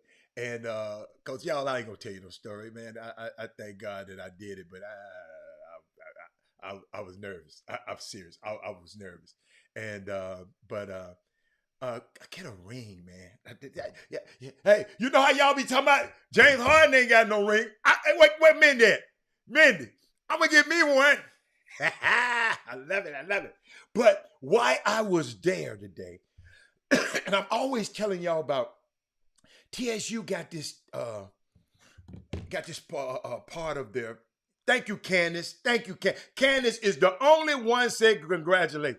Man, man, I know how riding y'all are on this Facebook. I know. But thank you, Miss Hawkins, all the way from Atlanta. She don't even live in Houston. And she said congrats. Kendrick Lewis want to talk about my shirt. He ain't said congrats yet. See how people are. But I on the way over there. No, don't do it now. I'm like the people. Don't do it now. That fact ain't that good. I was over there and I went up to the fueling station. You remember I told y'all about TSU got this fueling station that has all kind of healthy snacks for the kids to come and snack on. And snack on, Mindy. I mean, got the juices and the drinks and all. I mean, the setup is the setup is beautiful, and you get a chance to meet all the athletes because they come up through there. Serious. When I go to TSU, sometime I just go and hang out at the fueling station because all the young athletes come and can get stuff. They don't have to pay for it. They just come get it. You know what I'm saying? So while I was there, I met this impressive young man who got a unique last name. And hold up, I got to make sure I said the name right. Y'all know how thorough I am. Hold up, I ain't gonna let y'all hit it. Hold up, I ain't gonna let y'all hit it. Okay, all right, okay. His name was so unique. I put it on my voice thing so I can say the name right. But the young man is named Casey Linsgoog. He's from the Orient, over in the Orient. And young man was just so impressive, young golfer. I mean, just so, ladies and gentlemen, our future is in good hands. When I meet kids like Casey Linsgoog, it's unbelievable. Go check him out on. I think he should be on the TSU website. He played golf, and I can't wait to get him out there and just see what he got. You know, I know he said something so key. I asked him what's the favorite part of his game, and he happened to say putting, and I mean. And that's one of the weakest part of my game. It used to be the greatest part of my game. I think my sight, somehow, I guess when you get older, you just can't see the way you see no more. So, and I used to, when I was younger, I could see the line. Now I can't see the line. But he gave me a couple of tips today that I got. I'm gonna do. I'm not gonna tell you. What did he say? Wait a minute. He said, "You know we." Oh, okay. Hey, no. I get a ring, Herb. How come you didn't tell me I get a ring? How come I didn't tell you? I didn't know I got a ring for it. Herb, I've just looked up. Glenn Bishop said it's the SWAC, man. SWAC, Southwestern Athletics Conference, not the. Oh yeah, same thing. Southwest Athletic Conference. Wow. Southwest. I think one Southwestern. How is it? What's the difference? It's the SWAC though. I'm the SWAC man. SWAC, not SWC. I'm the SWAC. But shout out to Casey Linsgoog. Boy, I got that boy's name right. It's gonna be hard for me to get that name right. And like I say, and I wanted Chris Walker to be on the show because I saw something he mentioned about LeBron James, and I already have a swag ring. We ain't talking about what you got. Her, can't you just let me be great today? That man talking about he got one. Slow down, her. Chris Walker, he mentioned the other day, and I know why he mentioned, because Chris is a avid brunsexual. He loves LeBron James. And Kareem Abdul-Jabbar. This the headlines. And y'all, let's walk me through it. Hey Gina. Kareem Abdul-Jabbar criticized LeBron James' past behavior. And somebody said Kareem said LeBron should be embarrassed. And then I just read the article. It said Kareem shares his opinion about some of LeBron James' moves in the past. Then he said something about he should be embarrassed. Then over the weekend, the legendary basketball player spoke on James' actions this past Sunday during the unveiling of his social justice trophy. He said some of James' actions were beneath James and said the baller should be embarrassed by some of his behavior. Y'all help me now, because this black on black, this is the same thing I started the beginning of the show with. Some of the things, that's why I said we need to zip it, sew our lips up. Some of the things he's done and said are really beneath him, as far as I can see. I said Abdul-Jabbar. Some of the great things that he's done, he's standing on both sides of the fence almost, It makes it hard for me to accept that when he's committed himself to a different take on everything. It's hard to figure out where he's standing. You got to check him out every time. Abdul-Jabbar has taken a stance on James' action on several occasions. He's spoken out against James' response to COVID pandemic. He also criticized James doing a celebratory dance during a game against the Indiana Pacers. Jabbar said, for me, winning is enough. Why do you need to do a stupid childish dance and disrespect the other team on the court? I know he apologized for it. Corey, Corey. I got to read y'all. I'm sitting up here trying to tell a damn story, and he apologized yesterday. Slow down. I know he apologized. Let me finish the story. It doesn't make sense, he said. Goats don't dance. Said Jabbar after his words. Jabbar wrote a follow-up statement. Over the years, I've been asked to comment on and write about LeBron James.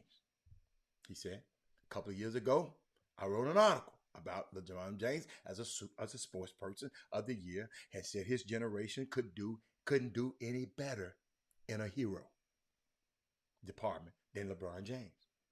Part of being a hero is to have both the modesty to feel unworthy of such a heavy word and the strength to accept the responsibility that comes when others looking to you to be that hero. I kind of like this. Let me tell the story, Corey. Hold up. What is a hero?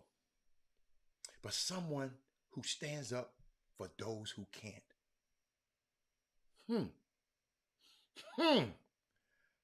Who embodies our cherished ideas of sportsmanship, fair play, hard work, and compassion?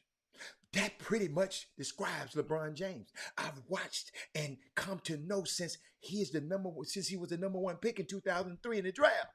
He continued. In 2 years since I wrote that, he went on and on and on and on and on. So he done wrote all of this. But Chris Walker, y'all get mad when he say something that y'all don't like about LeBron. Is that fair? Corey, back to Corey. Let me put this up there. I told a story yesterday, Corey, about this young lady who had a son who had anger. He just go off. He's just angry, just mean for no reason wrong. And then he'll come right back and say, I apologize, Mom. Go do all this crazy stuff. I apologize, Mom. Y'all notice why I'm putting Corey's comment on. He do all of this stuff. I apologize. So Mama took him out in the backyard. Said, player, you don't know how what you do affect others. How what you do affect others. So the mama gave him a handful of nails and a hammer. Just in case you didn't see the show yesterday. Give him. Said, hammer, use all of that rage you got, hammer all these nails into that fence. Boy, go with the hammer. Bam, bam, bam, bam. Mama said, did that make you feel good? He said, yeah. Made me feel better. She said, now, pull them out. Pull those nails out. So he had to take the nails out. Then she told him, look at that. You done apologized to me. Okay? You apologized to me. But them holes are still in there. You done apologize. But what? Your actions punctured holes in this thing. So, yes, Kareem Abdul-Jabbar, he apologized 3 times. But guess what? To LeBron, to Chris Walker, it hurts. But let me bring Jimmy in and get him in, and let me see Jimmy. Oh, Jimmy, you're looking. What you got over there? Let me make sure you're right. All right, there we go. Let me change. Let me give you something else back there, man. Let me put you on the island back there somewhere. What's up, man? Jimmy, you got 18 minutes. And I'm gonna let you have at it because I got to get out of here. So you got 18 minutes. Go get them. I don't know what topics y'all hit on. No, don't worry about it. No, I ain't hit on nothing that you gonna hit on. So just do what you got to do. Jimmy, no, I got to tell you this, though. I'm gonna take a minute of your time. Jimmy, guess what I did this morning? Because they don't care. They. Jimmy, I went down to York alma mater and got fitted for a ring, Jimmy. Jimmy, why didn't you tell me I get a ring? You don't tell me that. You don't. Why didn't you tell me I get a ring for getting the SWAC championship? I didn't know that. Oh yeah, everybody get a. You should have prepared the champions. Every champion get it. Yeah, everybody that wins get a ring. But I didn't know. Boy, huh? You know that's part of the SWAC. That's every school, no matter what conference it is. You win first place, they would get rings for winning their conference. Well, Memphis ain't won, Jimmy, in a while, so okay. So I guess what? I ain't used to that. So okay. So excuse me. I mean Villanova, won, but Chris not part of the program no more. Once a Wildcat, always a Wildcat, baby. I can't stand him. How y'all doing, man? How y'all doing? Man, whoa. Where the hell y'all been? Chris, I know you all over the world, but where y'all been, man? I've been working on the schedule. I don't want to hear, Jimmy. You got one of the best. Is you the best schedule? Then Rick supposed to be right behind you. I didn't have both of y'all over there can't get it done. Rick don't do scheduling. Oh, okay. Rick don't do scheduling when we do the JRB. Oh, okay. So Rick then his part when he got to get all the teams right.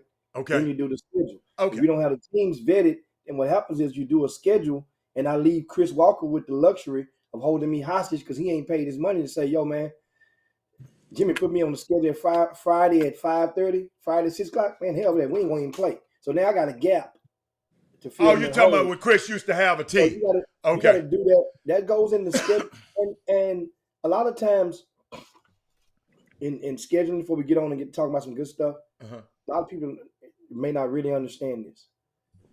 When there's a RCS Sports and I'm putting together a schedule, I am putting together the schedule in order to enable me and my staff to be able to watch your babies play. We're not just throwing paint against the wall. So the schedules have a lot of meaning to them. I'm gonna get to see them on Friday night. So I want to see them. I want to see Herb Baker's team on Friday night because I might not get to see Herb Baker's team on Saturday. You know, and that's part of the things. Everybody that's doing the event ain't obligated or don't have a commitment to watch your babies play. That's important. That's really important, seriously. So that means people don't think about that a lot. Some people do the event, they ready to roll, they gone. Some folk out there playing golf while the event's going on. Talking about event operators. Oh. So here we go on that. So now Seawalk, we got so much out there. Of course, the Lakers have been officially eliminated from the postseason. Why don't do that to that man like that, man? Don't do him like that, man. Don't do him like that, man. He don't see. That's why he ain't been coming on the show, man.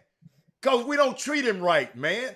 I was on the show Monday. I'm talking about like you used to. One time you got regular, then you said, man, I get tired of them fans. I get tired of all them people talking about me. Y'all be talking about his glasses, his hotel room. Y'all leave Chris alone. Now you stupid. I've never said that. I have never. Panerai! The Panerai is in it. Man, you them old fake ass. What about I told you about them fake watches you be having on? Hey, you know one thing I don't do, Hatter. That man got a Panerai. Hey, listen. Hey, listen. The Lakers, hey, man, we had to shut it down, man. You know how it is. LeBron got the scoring title, right? We played enough to get what we need to get done. You know, and we got to move on, man. We got to move on, man. We got to move on. We got to get rid of Frank Vogel, what they should have done a long time ago. And then we got to get rid of Rob Pelinka, Hatter's best friend. So once we do those two things, we open for business. And we got to get rid of Jimmy's cousin, Russell Westbrook. So once we do those things, we can move on. There you go. The only chance you have of getting rid of Russell Westbrook is if that deal that you attempted to do, which somebody within the Lakers organization halted it, was be able to go and get Houston or get them to reignite that deal and swap him for John Wall. That'll give you new life. But then guess what? John Wall would not have played in, 2 years at that time? We don't know which John Wall we're going to get with this Laker. I mean, Jimmy, did you notice a fact about John Wall? When he signed that deal, right? That max deal, Jimmy, the man ain't played 0 games one season, 0 games another season, and 21 games another season. That man, now that's stealing money. Yeah, and you don't remember John Wall was never a perimeter scorer.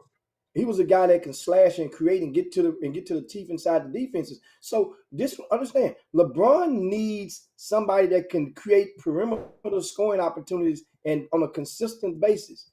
That's the thing. Doug Jones. Tell Big Doug he probably sending that out from the Marriott.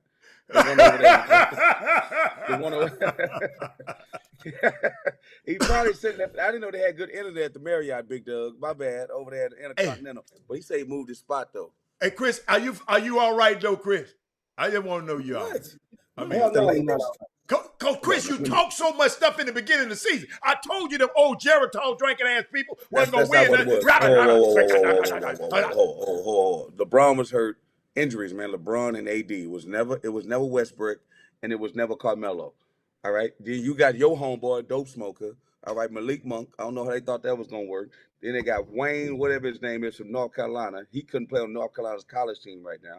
The other kid from Chicago, Thaddeus Moody, homeboy, he was hurt all year long. He never played.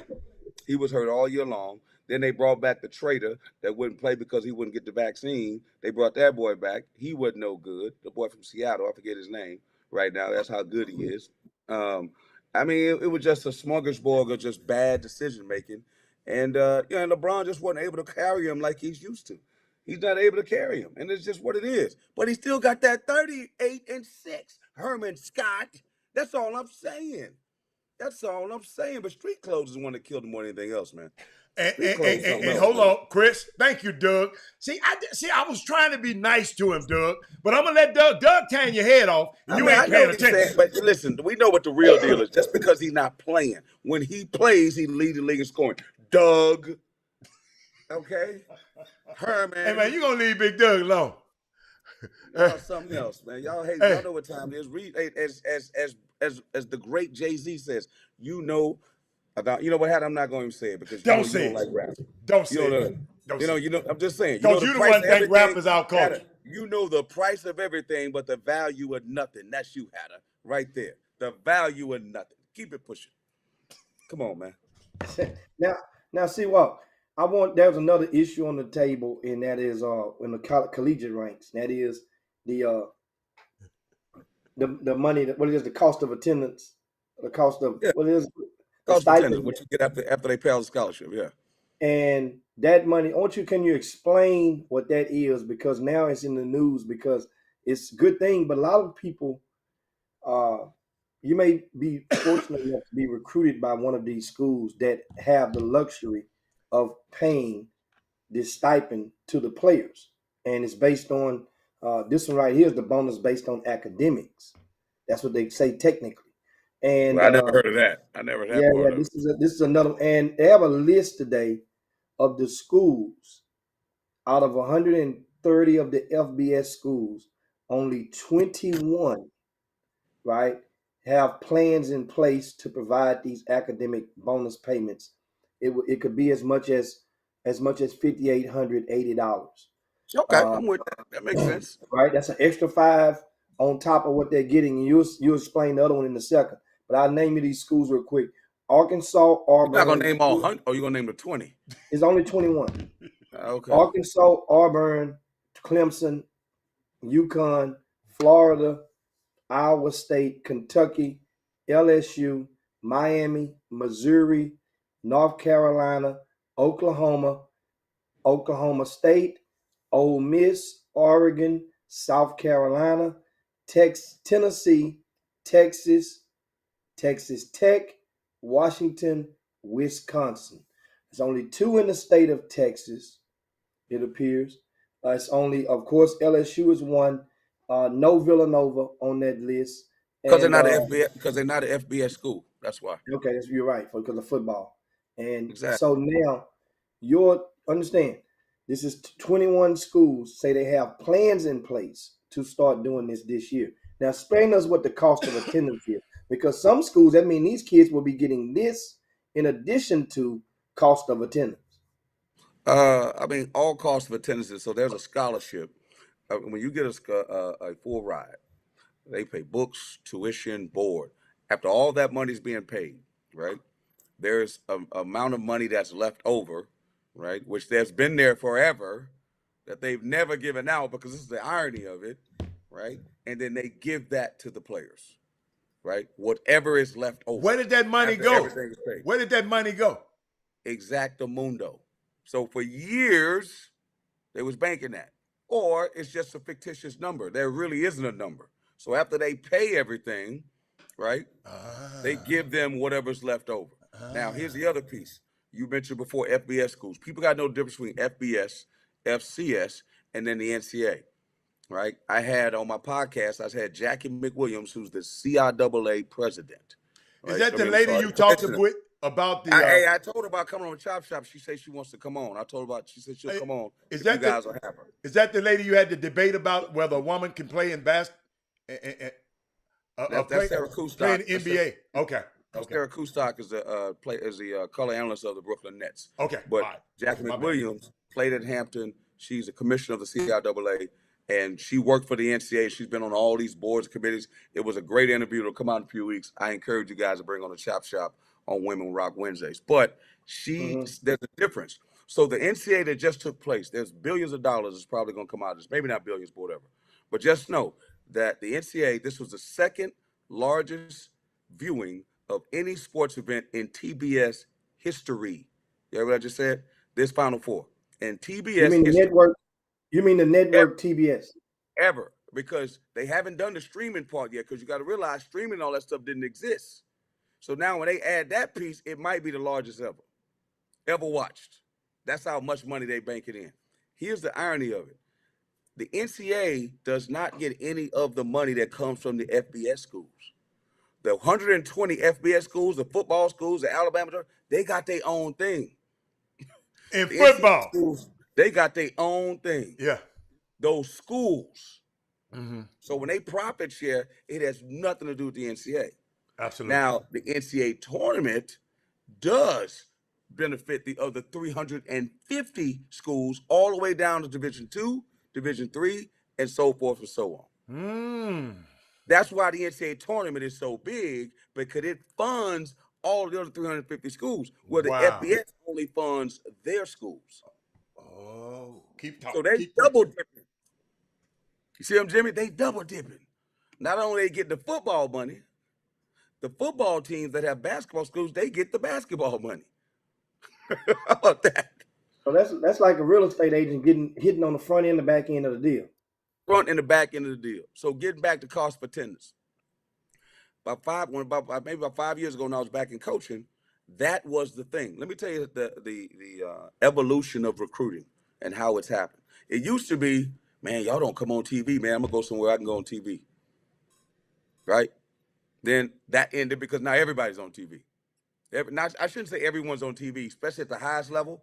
Every Big East team plays every game on TV. Every SEC game's on national TV. Every Pac-12 game's on TV and so forth. And every Big Ten games, whether they're playing Fox, ESPN, CBS, or they have Big Ten or Big whatever TV, they're on TV. That's number one. Then it went to, man, y'all don't have a practice facility. Jimmy know where I'm going. Now all of a sudden, you don't have a practice facility. It don't matter if they don't practice in it, Hatter. You know, them kids like, man, I need a practice facility. My son can have the code and he can go in there and shoot at 12 at night. Man, your boy the frat party at 12 at night. Man, hello. Your boy in somebody's dorm room at 12 at night. They're not that, Jim. Stop it with that number. But that is a recruiting pitch, right? You notice, I'm going to say the other one I ain't brought up is because that's only the mama's part when they say, well, I just want to get a good education. They get overruled every time. So I'm not even bringing that into the equation. The next one became, well, cost of attendance. What's my check going to be like? Because you got to realize, look at Bishop, man. Glenn, leave me alone, Glenn. You got to realize, I hate the boom boom room, man. Glenn, that's low down, Glenn. I hate the boom boom room, man. Hold on, I got to put that one on the screen. I hate the boom boom room, man. Anyway, I will wrap this up. So the cost of attendance, that became a thing. Well, how much my check gonna be? Because you got to realize everybody don't get FAFSA. So if you don't know what FAFSA is, you'll get it on the way home. Google it. You got the acronym, and you'll figure out that everybody doesn't qualify for FAFSA. Hadda made too much money. He didn't qualify. Lil Robert don't qualify for FAFSA. That's another extra check, right? But that's the government. That's federal. So you can't trick your way into that. That's how much money your mama make, tax returns. The cost of attendance don't have nothing to do with that.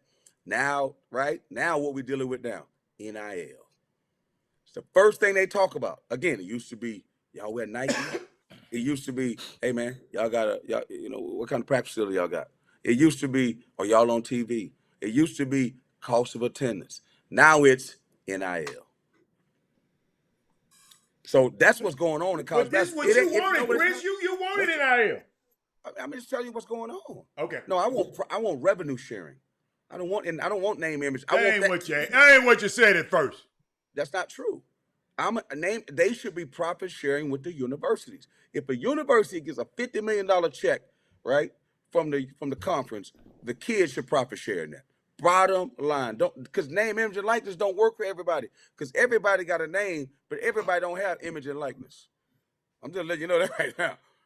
And no matter what, it's still tied to university. If you play for Texas A&M, unless you were just a baller coming out of high school, you correct me if I'm wrong, Jimmy, unless you had a major reputation coming out of high school or a following, when you get to Texas A&M, people know you because you play for Texas A&M. What are you talking about? The same way they know the coach because he coaches for that university. The same way. So kids thinking that just because I play at Texas A&M will make money, That's really not true. It's really not true. Everybody's not going to benefit from NIL unless you got the schools that are super creative, and now they have these big funds that they're all paying into, so they can benefit every player on the team. And there's going to be certain levels to it, but this thing going to keep growing and growing and growing. And I'm going to tell you the other part. It's kind of like, Jimmy, when they made that other medicine and for the heart, and it ended up being helping something else. If you know what I'm saying. You dig where I'm coming from? NIL was made to help kids, but what it's going to end up doing is helping kids stay in school. That's what it's going to end up doing, and hopefully finishing their degree. Because now college becomes their NBA and their NFL. Now they got to make a decision of whether to leave or stay based on, how about this? How about having this decision? If I go pro, I'm going to make less money. I'm going to make less money if I go pro. So I might as well stay in school. You know where I'm coming from? That's what's about to start happening. So at the Final Four last week down in New Orleans, which players are you aware of that had name, image, likeness deals? Before what? Say it again. From the 4 teams that were at the Final Four. Colin Gillespie, Oscar Sheway. I'm talking about up to $1 million. No, I'm talking about the ones that were at the Final Four on those teams. Because the stage is the biggest stage. And I remember Colin Gillespie is at Villanova, and Colin Gillespie is at Villanova. Yeah, you said Oscar. Well, I can't tell you about the other schools. I'm sure Audrey Abaji definitely got name, image, and likeness. And a lot of schools may not be releasing that because Villanova's private, but Kansas is a state school. I'm sure we can find that out. Name, image, and likeness. Carolina, I know dudes that are sitting on the bench that's got NIL deals that don't even play. I know that for a fact. There's dudes on the bench, they got NIL deals that don't even get in the game. I'm telling you, I know who got an NIL deal now, and he barely played, and he showed out. Puff Johnson. You trying to tell me that Puff ain't going to have an NIL deal with the tissue company Puffs when this is all over? Of course he is. Come on, man. That's how this thing is. So what I'm saying is, and definitely the dudes from Duke, are you kidding me? They definitely got NIL deals. You don't think Paolo Banchero got NIL deals? Yes. Oh, yeah. It's just how much. And so right on cue, and I went and I looked up some intel on that. You mentioned Kansas, and according to the athletic director Travis Goff at University of Kansas, that he says at least one player from all, I think 18 sports have at least one NIL deal. At least one player from each of the 18 sports. He says there's been a total of about approximately 170 deals made with the Kansas Jayhawks collectively, not basketball, not limited to basketball, all sports. The average transaction, is $2,728, right? And that can be heavily skewed because some men's basketball players have 5-figure deals, and no 6-figure deals yet. But that's just want to get out but all there. you gotta do is add them up, though. When you add them up, some of them making 6 figures when you add them all up. Like trust me, Ochai Agbaji is making a grip. First team All-American, Big 12 Player of the Year, Final Four MVP, making bread. He making more than the coaches. Put it like that. Not more than Bill, but those assistants. You got dudes out there that are playing college basketball that are making more than the coaches. That's what's going on now. Hey, what his name? Sheepway. I told you. My man told me Sheepway was riding in a Porsche. Yeah. I mean, that's not. That's you know what? So should he be? Why not? He got to pay taxes, just like everybody else. That's the other. But it's cool now to do. And Remy Martin, they was talking about Remy Martin. I was thinking about it. I looked up his bio because when TSU played him, Remy Martin is from Burbank. Yeah, he's from California. Yeah. No, Burbank, Chris, not California. Burbank, California. Go look what Burbank. And he went to Sierra Canyon. Somebody in his family has got bread. Oh yeah. Burbank, California, Chris. That's where all the movie studios are. Yeah. Ain't no projects over there at all. So when people tell me he might get a liquor deal, shoot, okay. Why not? I mean, Why you know, not? hey, you Why remember? not? Why Yeah, not? why not? That's how they named him. Why not? Why wouldn't Because he get Bernard a name Arnault is not gonna give him a deal. You didn't gave. okay. Well, Bernard okay. He Arnault might who get some owned free that. liquor. He might get some free liquor. I mean, you know what? You know what's funny as hell was that I remember when Remy was in high school, and we had another kid named Remy Minor. I remember Remy Minor. Yeah, yeah.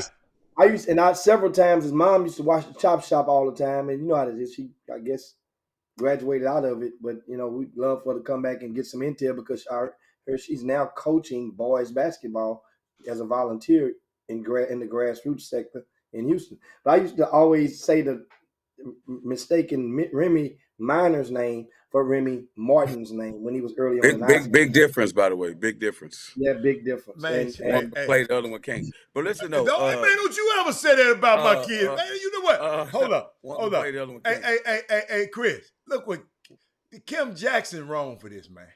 She messy. You know what Women Rock Wednesday stand for? Messy Wednesday. That's what we need to call it. Because Kim Jackson and Sonya and all of them just messy. That's what Sonya ain't like that. And you know, they scared to come over because we issued a challenge out. Ain't none of them came on yet, huh? They say they know you scared of them. Man, I tear them women up. Leave them alone. No pun intended. Listen, but Jimmy, getting back to NIL, think about this. I sent Hatter a picture today. I had to put that picture on. This is what's going on right now. This is, and Jim, I don't know if y'all talked about transfer portal yet. Jimmy and I talked a little bit about what's going on. The decision. This is the first live weekend, right, in college basketball. Okay. And dudes, this was the one that really been able to get out. They got out last year a little bit. This is the one like official, like no mask, transfer portal, recruiting is real this weekend, right? Mm-hmm. And Jimmy said this is the first time college coaches got to make a decision. Because they've always had to make a decision in the late period if they're going to bring some kids in, because usually bring them on the weekend, or whether you're going to go on the road recruiting, leave some of your coaches back. But right now, this is more important probably because think about it, Hatter. Who's going to impact your program more? The kids are going to play for you next year, right away, or the kids are going to play for you in 2 years, especially if you're a coach with your job on the line, right? And a lot of recruiting right now, not necessarily high school-wise, it's not for kids that are going to be playing for them next year. It's going to be kids that's going to be playing for them 2 years from now.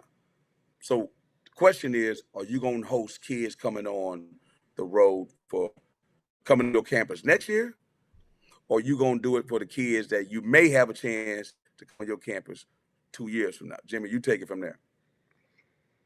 I mean, this thing is really serious. You can't see that. I mean, it's just the way you got it formatted, Chris. Hold on. I'm working on it. Oh, my bad. Hold on. All right. What are you saying, Jimmy? Go on, Jimmy. You know, it's right now, this stuff is really serious. And sometimes that's why I always tell you guys, everybody's influenced by someone. And excuse me, with the portal, what it's doing is it's almost like if you're standing in line and you already in a long line. Then all of a sudden every day 20, 30 other people just come get in line in front of you before you. And the line is that much thick, and you're standing there and you're realizing now everybody thinks they're going to get to the front of that line. And at some point, the ticket board, the gates are going to close for you to get in. I'm looking today, as of this morning. How many in the portal right now, Jimmy? Huh? How many in the portal right now? Over 1,000, I'm sure. Yeah. Over 1,000 in the portal, right? Over 1,500. Keep talking. But however, just in Greater Houston, for the Division Ones, it's 31 that we know of in the portal. And these are names, I'm not going to call all 31 out. I'm going to call you out some names that just in high school, these guys were considered top shelf, right? So mind you, none of these guys I'm about to call out have a college degree yet. and they are on the move. Okay, let's start with you. Remember just 2 seasons ago, Bryce Griggs was at Hightower. He had a big fella on the side of him. Tyrone Baker was one of our best big guys in the area. People's like, he's one of our best. We didn't have a whole lot to brag about as far as on interior guys. He was one of the best. He went to Georgia. How many of you guys remember his name since he's been at Georgia? He's been there 2 seasons. He's been there 2 seasons, right? Don't get it twisted. And the coach got fired, right? Coaching got fired. But if that new coach coming in, if you're good enough, Chris, what do you tell them kids when you come in? You try to preserve. You're not gonna call. You can't call everybody on that first day, but you're gonna make them phone calls. And what are those first phone calls are gonna be? To who? Oh, to the one that can play, not to the. If you average a deuce, you might as well be. You're not gonna get a phone call. Your phone is not gonna ring if you average a deuce. I'm gonna let you know. It's all about players, man. It's all about productivity. The days are gone, Jimmy. Are like, man, I think he can play. Them dudes are done. They done with that. They're like, man, who got some numbers? And they'll take some dudes that they know your past, or right, Jimmy? If they know what you were before you got there. Well, and I want to give correction. Yeah, that was 1 year. That was 2 seasons ago. He was at Hightower 2 seasons ago. So 1 year ago, he was when Bryce Griggs was in the 10th grade, 11th grade. That last season for Bryce in 11th grade. That's when Tyrone Baker was there. Now, that doesn't mean he can't play. That just means he wasn't good enough for Georgia in that conference. And if you're in the SEC, in people's minds, Chris, you're thinking those other schools who recruited you before you went to Georgia, that they are still there. That's like having a girl number in your cell phone that you used to date 5 years ago. And you don't even call her and talk to her in 5 years. All of a sudden, your new relationship is gone sour. You hit her with the hey big head. Know what she's gonna do? Know what she's gonna do? Unless you done came up, she gonna say, who the hell is this? New phone, who the hell is this? I lost my cell numbers. Who is this? You see? So now, another guy, another name.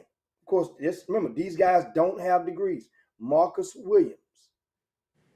Remember, he went to what? Was it Wyoming at first? If I'm not mistaken. About the one that went to Texas A&M? Yeah, Wyoming. Went to A&M. Oh, you put his name in the portal? He's gone. So now he has to sit out wherever he goes. How does that work, Chris? If wherever he goes now, how does that work? Waiver. So you get a one-time transfer where you do not have to sit out. You still only get 4 years of eligibility. Now that's a bit skewed, and it may have more kids going in the portal because of the COVID year. So a lot of kids are negotiating with their COVID year. That's what's going on right now, because that year, technically by the NCAA, did not count. They had a free year. So kids now, if you graduate and you haven't completed 4 years of eligibility, you get to move again and play automatically. So you can go somewhere, transfer automatically, play right away for the COVID year. Play right away under the new rules. And then if you graduate, right, you get to move again and play right away if they don't have your major at the school. So kids are taking advantage of that. But again, it still comes back to, why are they transferring? Because last year, 400 kids got left in the portal. 400. Just because you put your name in that portal don't mean somebody gonna want you. I'm dealing with a few kids now. I'm calling around having to help them. I'm like, bruh, you put your name in that portal. I'm just saying. Got some hell of a kids that played up under you, boy. Well, I'm just saying, you ever watch The Price is Right back in the day? Yeah. When they at the end, when they spin the wheel? Yeah. Yeah.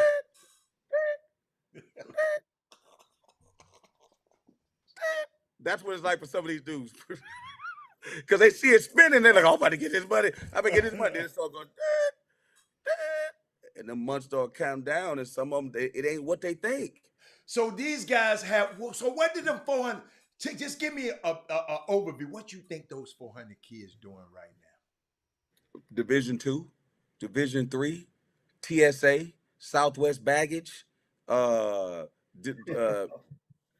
Eats, Uber. What you mean what they doing? What you mean what they doing? It's real life, man. I See, just see asked. the NIL. It's always been this way. Real life is making this thing the college world like the professional world now. Man, it's a job, man. Right. What makes you think? Let me ask you a question. How do you own a Fortune 500 company? Mm-hmm. There's a dude that works at another Fortune 500 company. When you work at Fortune 500 companies, you want to do what? Make money. That's Absolutely. why it's Fortune 500. It's Mm-hmm. fortune. The word fortune is there. And Right. there's only 500 in theory, right? Right. So you mean to tell me, your homeboy over here who's your competitor, you FedEx, he UPS. Mm-hmm. He got a dude over there that don't deliver the bags on time, that can't, meet his mark on his numbers, that can't do this. You gonna hire him at FedEx in the same position? No. That's what these dudes don't understand. Well, you know what I mean? They don't get it. Dude, so if you don't score over there, what makes you think you're going to score over here? Now, there are some outliers, like Alondis Williams, who played at Oklahoma, didn't work out, went to Wake Forest, and was the ACC Player of the Year. Sometimes it don't work out. So I don't want to say Tyrone Baker, whatever his name is, because it didn't work out at Georgia. He can't play somewhere else, because here's the deal. The coach got fired. Maybe the coach was a bad coach. Maybe the coach wasn't no good. Maybe the system didn't fit him. It doesn't mean that he's not good in a lot of ways. But it don't mean that at all. He just wasn't good enough for that system. But it doesn't mean he's not an SEC player. It just means in that place, with a coach with his job on the line, you're in the work. What they say about a drowning man. When you look at somebody and they drowning, what should you never do? Never try to go over there and help him, because what he's going to do is he's going to drown you trying to save himself. So you look at some of them programs that's struggling, man, don't go to that program. Don't go to that program, man. That dude trying to survive. He ain't thinking about you. He's trying to keep his job. So, and want to reiterate, when we're talking about the young man from Hightower a while ago, I was not implying that he could not play. I was just saying that because what happens is Georgia, I think, was one of, if not his only Power 5 offer. And look what, and Jimmy, and I'm glad you said that. He took his ass there and look what happened. That's what you get. Instead of going somewhere trying to have a productive career, that's what you get making that choice. That's what you get. And that's the point I was getting to with some of these guys making decisions. You left some of these schools, you thinking, well, first of all, you thought you was going to greener pastures, and some people just want the name. So you get there and you tell people all the time, be careful what you wish for. And some of these same kids, understand, the kids come and go. But the people who are maintaining influence over a lot of them collectively, they're still here in place. And so it's kind of funny. So that means if certain guys that working out the kids, having an influence, the college coaches are calling them, you're like, okay, let's send this kid over here.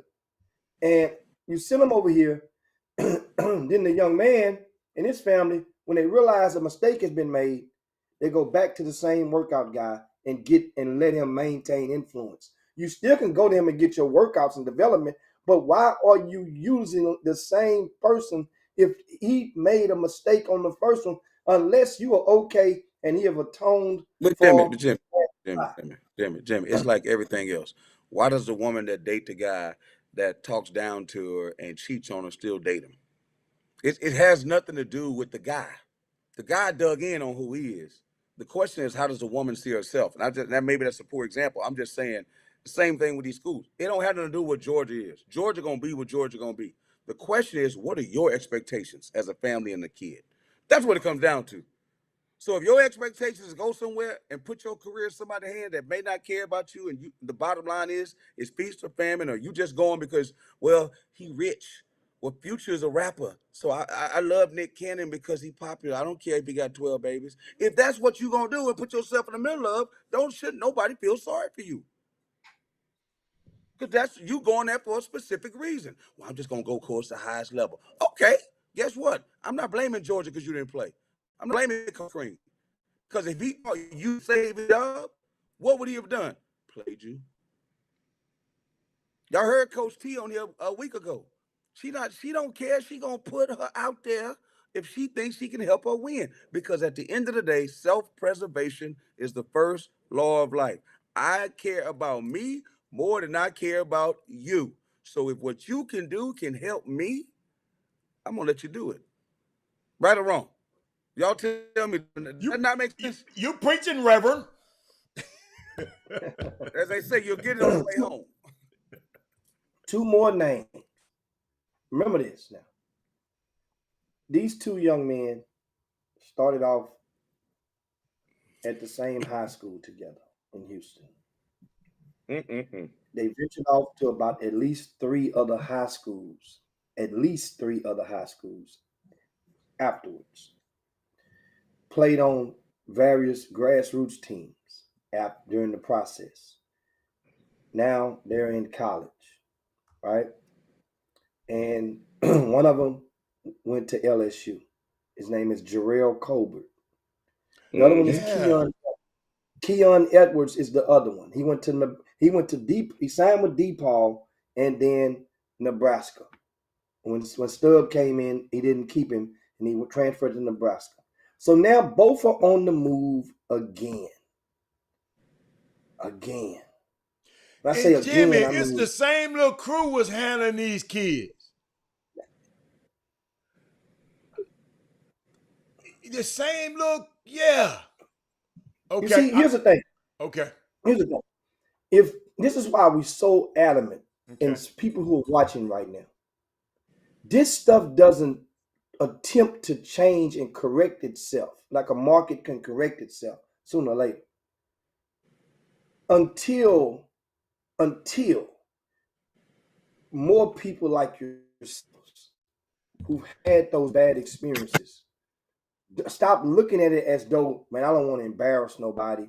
I don't want to, I'm just going to let it go. It was over with, man, to hell with it. But what's happening is there are other parents who could respect you and they could learn something from you if you are willing to just share your testimony in the grassroots or the amateur basketball sector.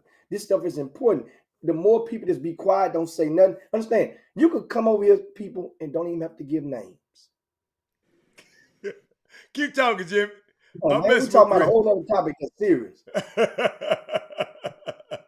Chris. Is that 50-15? Yeah. Don't worry about that. Keep talking, Jimmy. I just want to put my friend up there. Keep talking. Keep talking, Jimmy.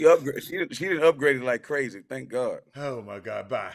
You another one of those talk about, brother. So, Jimmy, you said, what were you saying, Jimmy? That thing hit by mistake. Come on. Come on, man. Jimmy. You cut the light on in the dark room.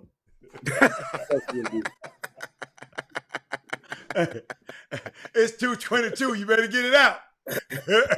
No. Hey, Chris, why did somebody just said, why did the kid who used to be in your program, Rick Brown, said, why did Darius McNeil leave UTSA? He's on the move again. The same way they all leave, man. The same way they all leave, whether they play for. So why did he go there? That's what I'm saying. So why did he go there? Well, I mean, I don't want to get into his business, but and put his business on Front Street. But Darius McNeil has got a college degree from UTSA. That's all I got to tell you. So the bottom line is he's leaving. He's a grad transfer. So he can go play allowed. Well, that's different from the other guys that we're talking about. So he gets an asterisk in a whole different category. These guys that I'm naming, every guy that I've named a while ago does not have a college degree. This kid will have a degree. Yeah, very different. Hold up. Did Jarrell Colbert and this other kid been around a long damn time? How many years they been out of high school, Jim? 1. Yeah, but we just been talking about him a long time. They ain't been around. Talking about him a long time. Also, they ain't been out of high school for 1 year. 1 year. Young. Oh, okay. 1 year. They've been understand, but dude, you don't understand how they feel. Understand what's been robbed of. They've been robbed, and like a lot of kids these days. And I understand economics come into play. Everybody's household is not the same type of status quo. But we grow up teaching these kids and planting seeds of get through school, get to the 12th grade, you go, you're gonna do stuff, go to the prom, senior skip day. That's not on the forefront on a primary requirement. But you just being a kid, being into your house and being able to wake up after you graduated from high school, you got a week or so left. Mom gonna still cook. She gonna cook every single day between that time that you walk across the stage and the time that you're getting ready to go off to college. That's the most important days. Because most of the time, when you leave mama's and daddy's house for college, you're not supposed to come back and live. You can come back and stay a weekend. You can come back and stay over the holidays. You're not supposed to come back. And what's happening now, these kids been robbed of some of the most precious time, and constantly, all because you have a quest to, number one, Chris, I'm gonna ask you what you think. How do you think on this?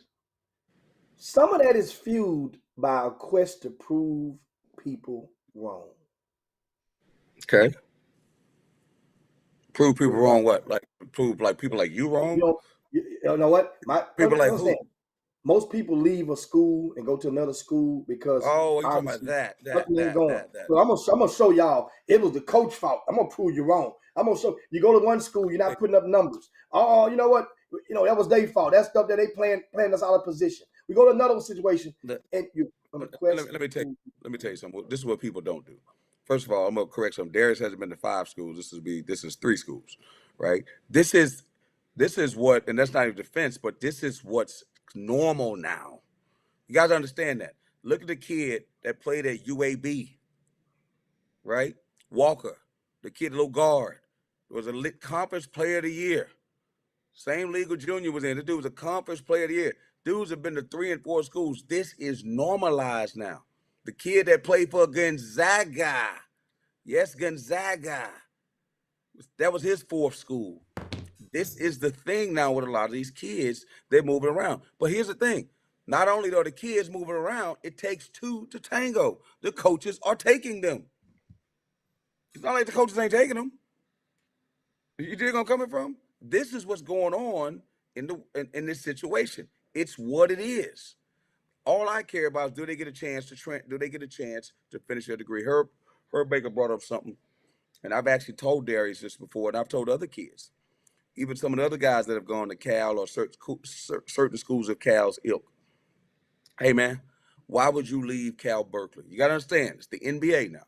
The NBA is I don't want to say it's the problem. It's their fault that they want to play in the league, but it becomes a problem because they don't understand how difficult it is, right?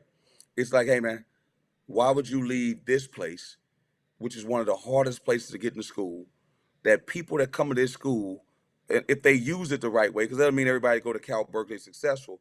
If you go back and all you got to do, you don't have to say, some schools you got to say, man, I got a GPA of such and such. Where'd you go to school? I went to this school. When you say you went to Berkeley, that's all you got to say.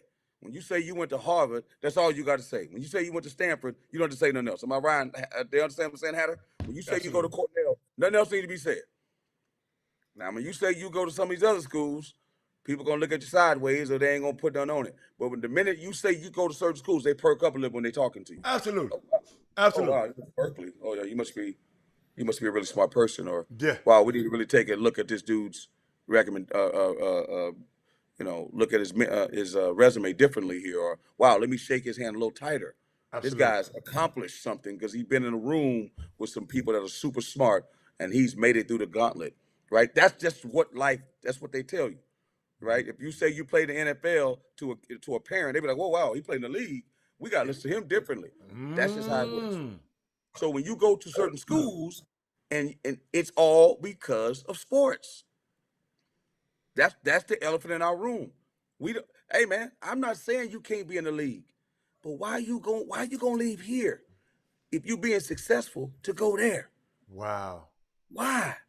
Because because it comes down to, and this is not against Darius, this is for any kid. It comes down to they value sports more than they value education. I get it, you want to play, but you ain't a league dude. Well, they don't want to. They can't look in the mirror, and I blame the people around them, not the kid. Again, I'm not talking about Darius. No. I'm talking about the people in that situation. Yeah. Thank God Robert Hatter Jr. didn't make no dumbass decision. Because his daddy would put his hands on him. Y'all think I'm coming from? Because if he left it up to him, he would have done some of that stupid mess that other kids do. Yeah. But he was surrounded with people like, yo, I know what you want to do. Yeah. Robert Hatter Jr. gonna write a book one day and say, man, I did not want to go to Cornell, even though that's what my dad told me. I wanted to go here. But I thank God my dad made me go, or made me see the value of going there. Absolutely. That's what these kids don't have. Overmothered, what, Hatter? And underfathered. And underfathered. And when I say father, I'm not talking about just a daddy in the household. I'm just talking about a male presence in their life that they will respect and help them and guide them make decisions. And understand, sometimes you got to say no.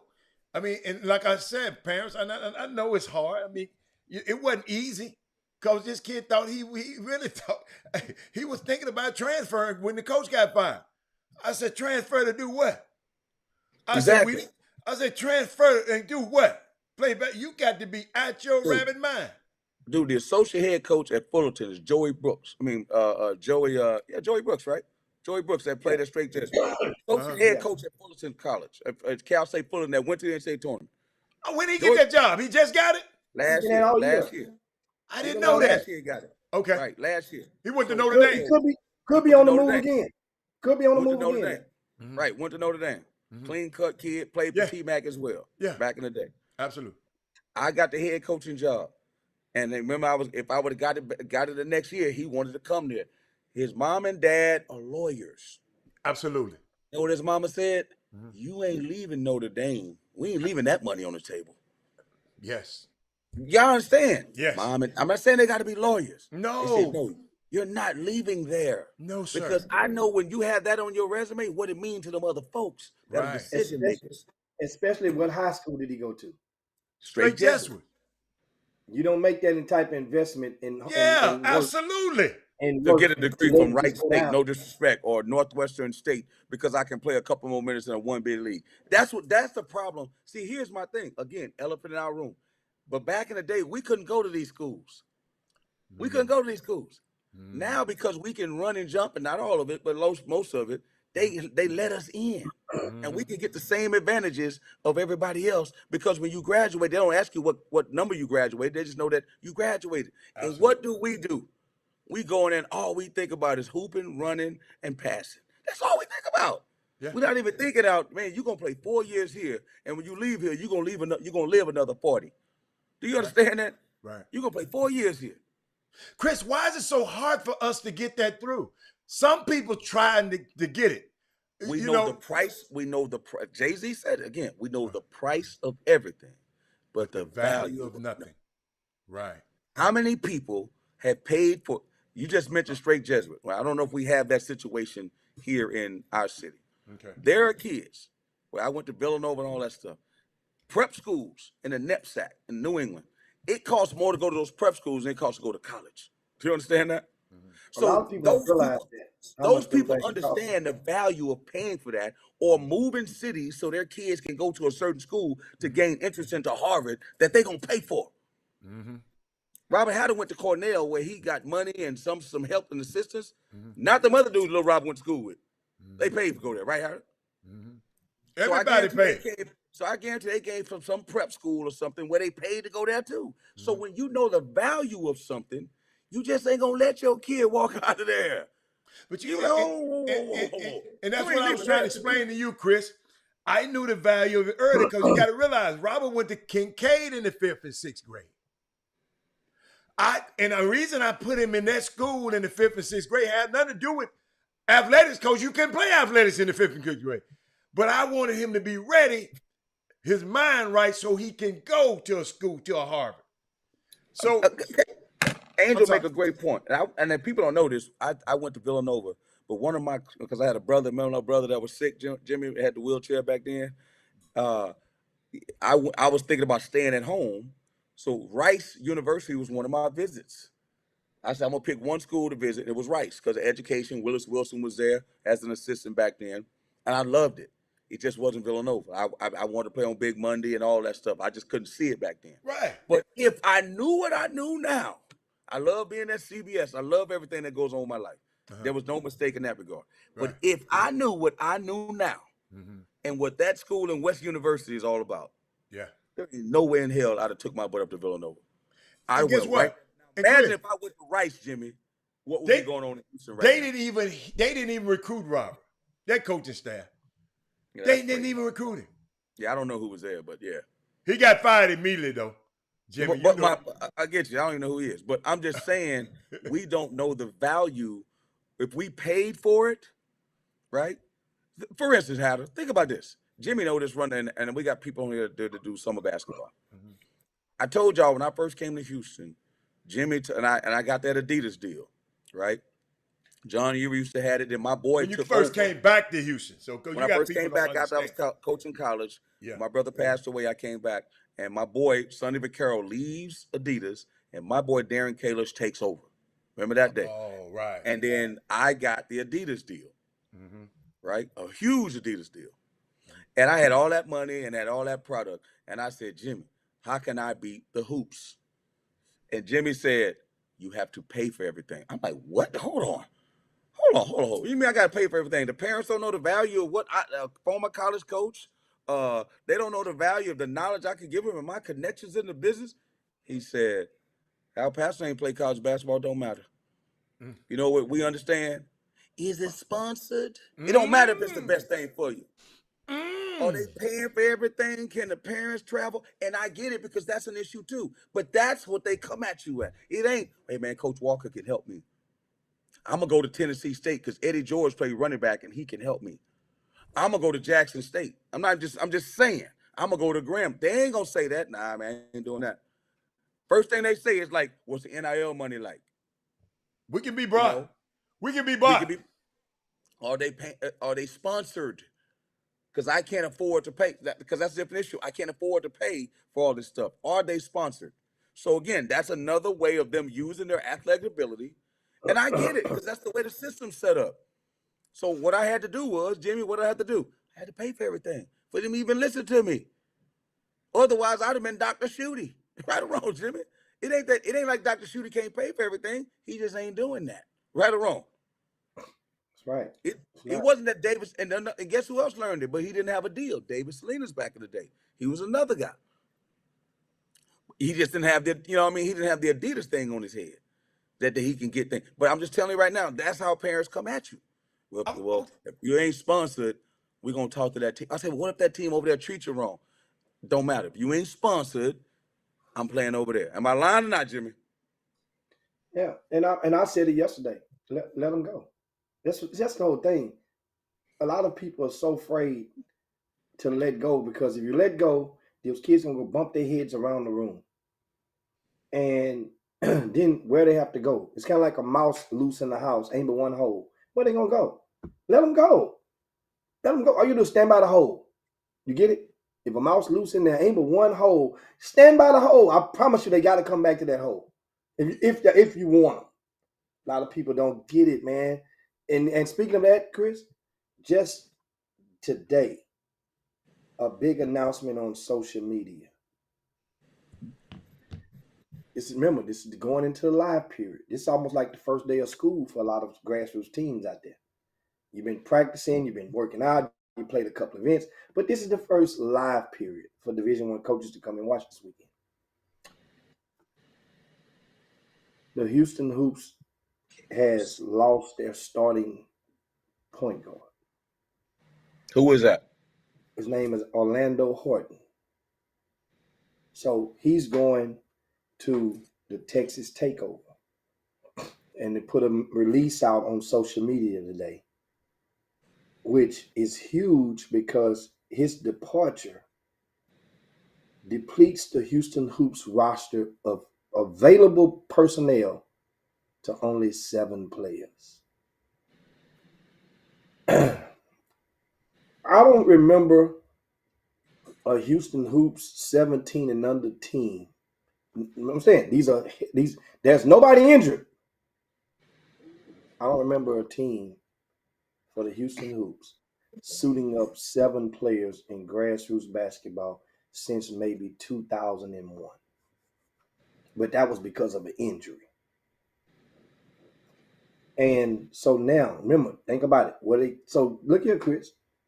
The Houston Hoops are fully sponsored. You just mentioned them a while ago. Texas Takeover is not fully sponsored. Wow.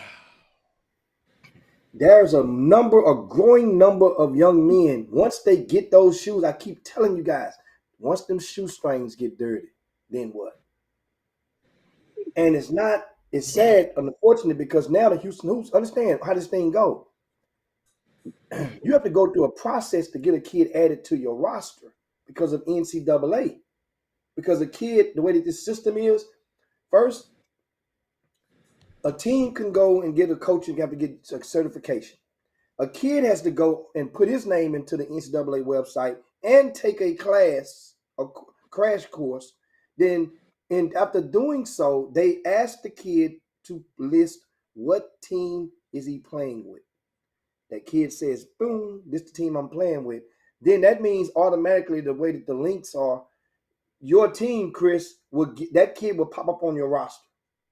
You see how that goes? Yeah. So the kid comes on your roster automatically on the NCAA portal. All of his data now is accessible, meaning the essential data: name, address, phone number, zip code is not the GPA or nothing, but that stuff, school height, that's accessible to you because and as your roster is formed. Those are how the rosters are formed. So now the live period starts when? In 48 hours. How they going to get another kid to replace him? They have to make some phone calls. They can play with 7 though. They can play with 7. It's AAU. Yes, they can, but I'm saying, but then you've been practicing, so that means now you got to go find a replacement that's in this kid's mind. To you, it might be a temporary replacement, but that kid now you're gonna have to pluck somebody from somewhere else. So what I'm saying, getting to, there's gonna be a team that's gonna be playing somewhere this weekend that come tomorrow. No, they practice on Tuesdays and Thursdays. Sometimes they practice on Tuesdays and Thursdays. Sometimes they practice on Tuesday and they fly out on Thursday, depending on what your team economic status is. But guess what? Somebody on one of your teams out there, I bet my body gets snatched up, won't be at your practice on Thursday. Watch. Well, I listen. That's the way the game go, man. It is what it is, man. That's the way the game go. That's what the transfer portal is, and there's no contracts in summer basketball. So I had no problem taking players from people because I know if they could, they would have no problems taking from me. You know what? If you ain't got the stomach for it, go do something else. Go do something else.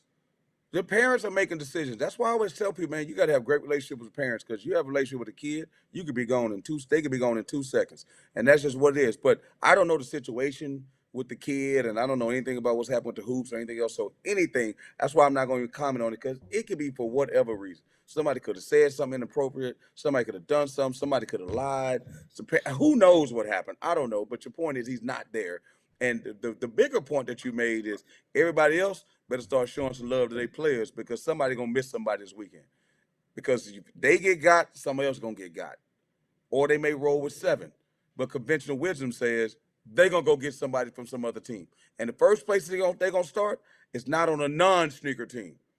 The first place they're going to start is on the other sneaker team. I'm just telling you right now. So if you want to do on one of the other sneaker teams, you actually may get a good deal now. You actually because you may be able to double the price because you got leverage now.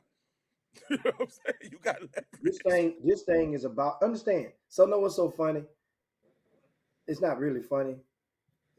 Just in figuratively speaking, is that there are parents that bought them plane tickets, Chris. You mentioned Southwest Airlines, the baggage handler earlier. Southwest Airlines have those tickets, not the one to get away, but those other ones that you don't get no refund on. Not Southwest, United. United don't. Southwest. You can cancel them as long as you don't fly. As long as you can cancel them on Southwest and get a budget. I mean, get a your credit. Yeah, they'll give you a credit. United don't give you nothing, buddy. No, they don't give you nothing, buddy. That's why I never mess with them. So it's some. Understand economically, it's gonna be.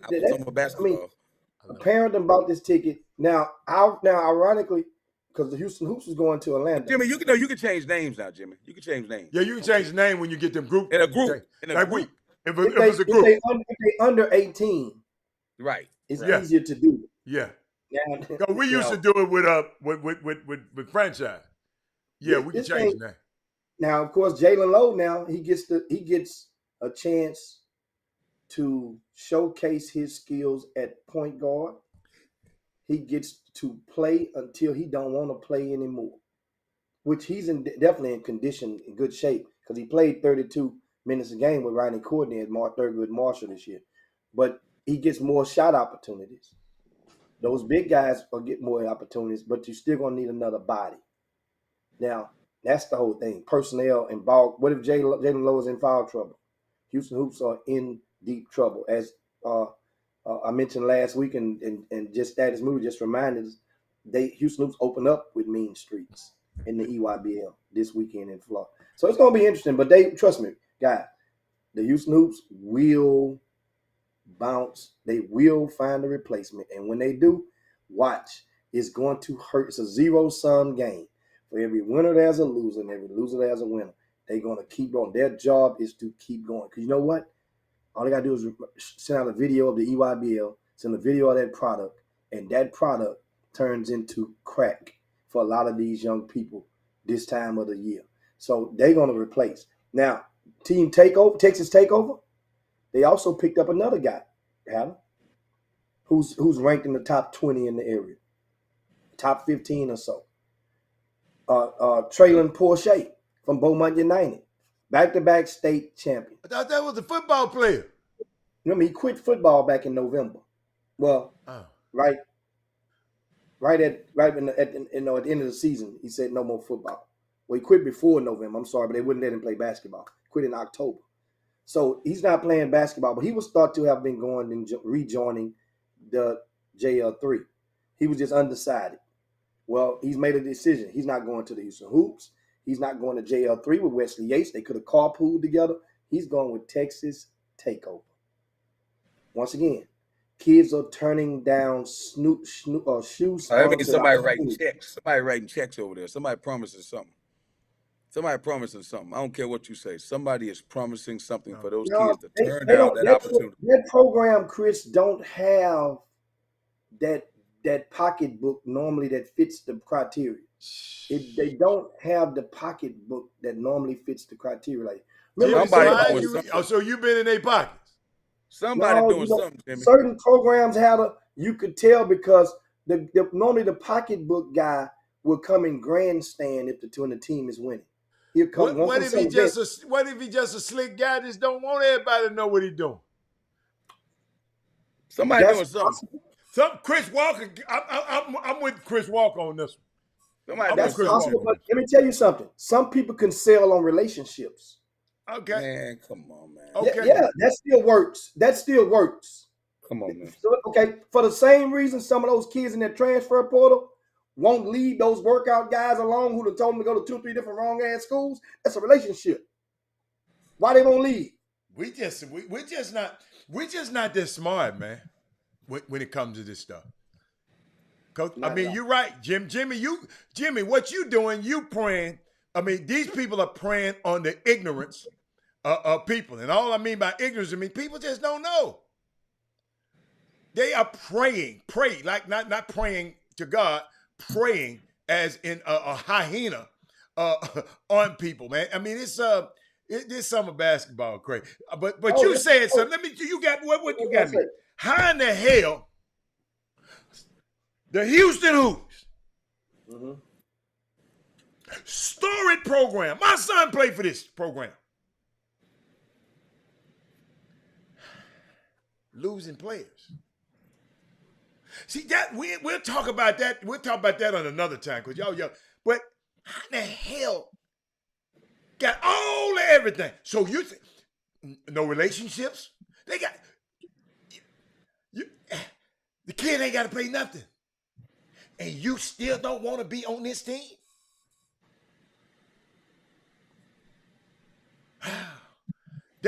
That's the question we need to be asking. I mean, what the hell is going on over there? Chris, I'm just telling you, we got to be asking that question. Like you said, you don't know. Something's got to be going on, Chris. Just like you said, something got to be going on with the guy Jimmy just said. Something got to be going on over there. Or Texas Takeover about to get a deal. Something going on, bro.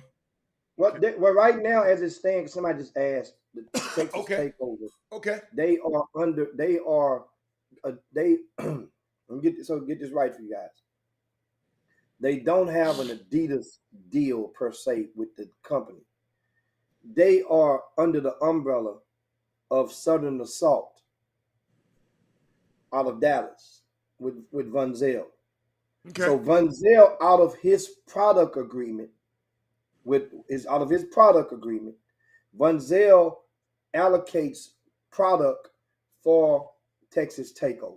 That's an old school way of doing things. I mean, that's the old school way to do it. I mean, that's what it's so. But Jimmy, but now it makes sense now. What does Von Zell Thomas have? He have a deal.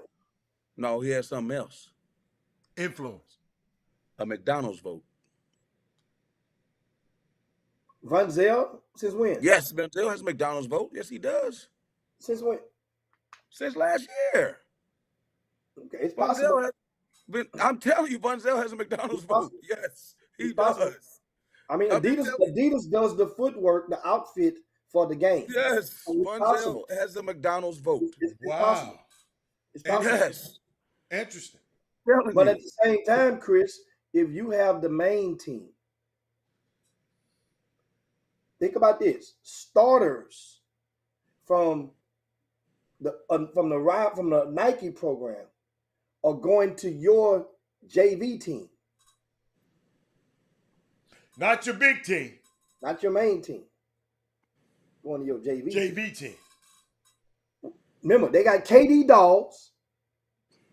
Remember Keanu Dogs? He's top 5 in the city. Yep. He's top 5 in the city. Orlando Harden is top 10 in the city. Then, of course, I mentioned Porsche's top 15 in the city.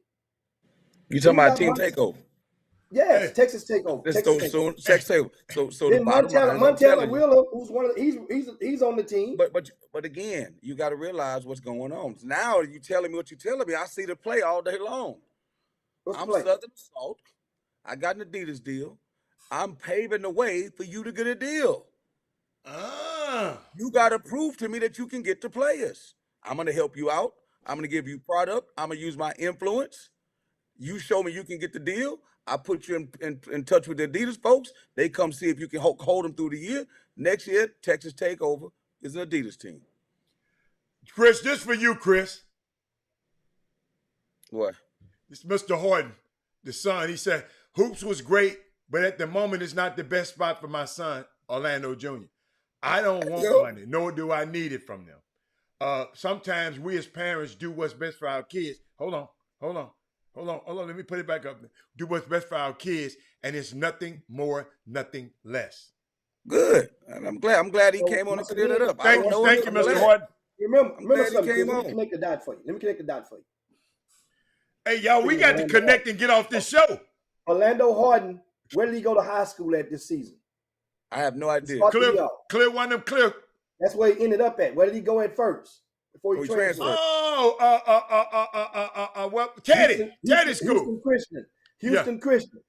Who was the assistant coach on that bench? Teddy Wheeler. Where's Teddy Wheeler coaching at in grassroots basketball? Texas Takeover. Who was the point guard on that team alongside Orlando Harden on that Houston Christian team? Montana Wheeler. Right. Javier Wheeler's little brother. Right. That's a relationship. Kids are the best recruiters. But Jimmy, you missing the point. I guarantee you Texas Takeover having an Adidas deal soon. That's all I'm saying. There's more. Chris looking playing chess right now. Chris, you've been in this business a long time. They got to win. No, they got to get dues because Chris Walker ain't won a damn game. Because if they don't win, that means the dues you got ain't good enough. Jimmy, let me help you out. I remember when Rossi Karen sat next to me at a tournament and says, man, I just want to be in grassroots and da-da-da-da-da. And then he got him some players, and then he got him a deal. I remember when Keith White used to do the same thing. Got to have some players. But Keith White and Rossi had one thing in common. They had one thing in common. They had a dude that Adidas had earmarked as a potential pro. But Jimmy, I'm watching this. Jimmy, I never looked at it like this, Jimmy. I'm watching Chris, Cameron Ridley and Drummond were the two top big men in the country at that time. Yeah, but I'm Drummond is watching what making Chris moves. saying, You Jimmy. missed. What's that? Hold on, Takeover Harry. is getting dudes. Yes. They getting assets. Yes. I call them assets. I didn't think about it like this.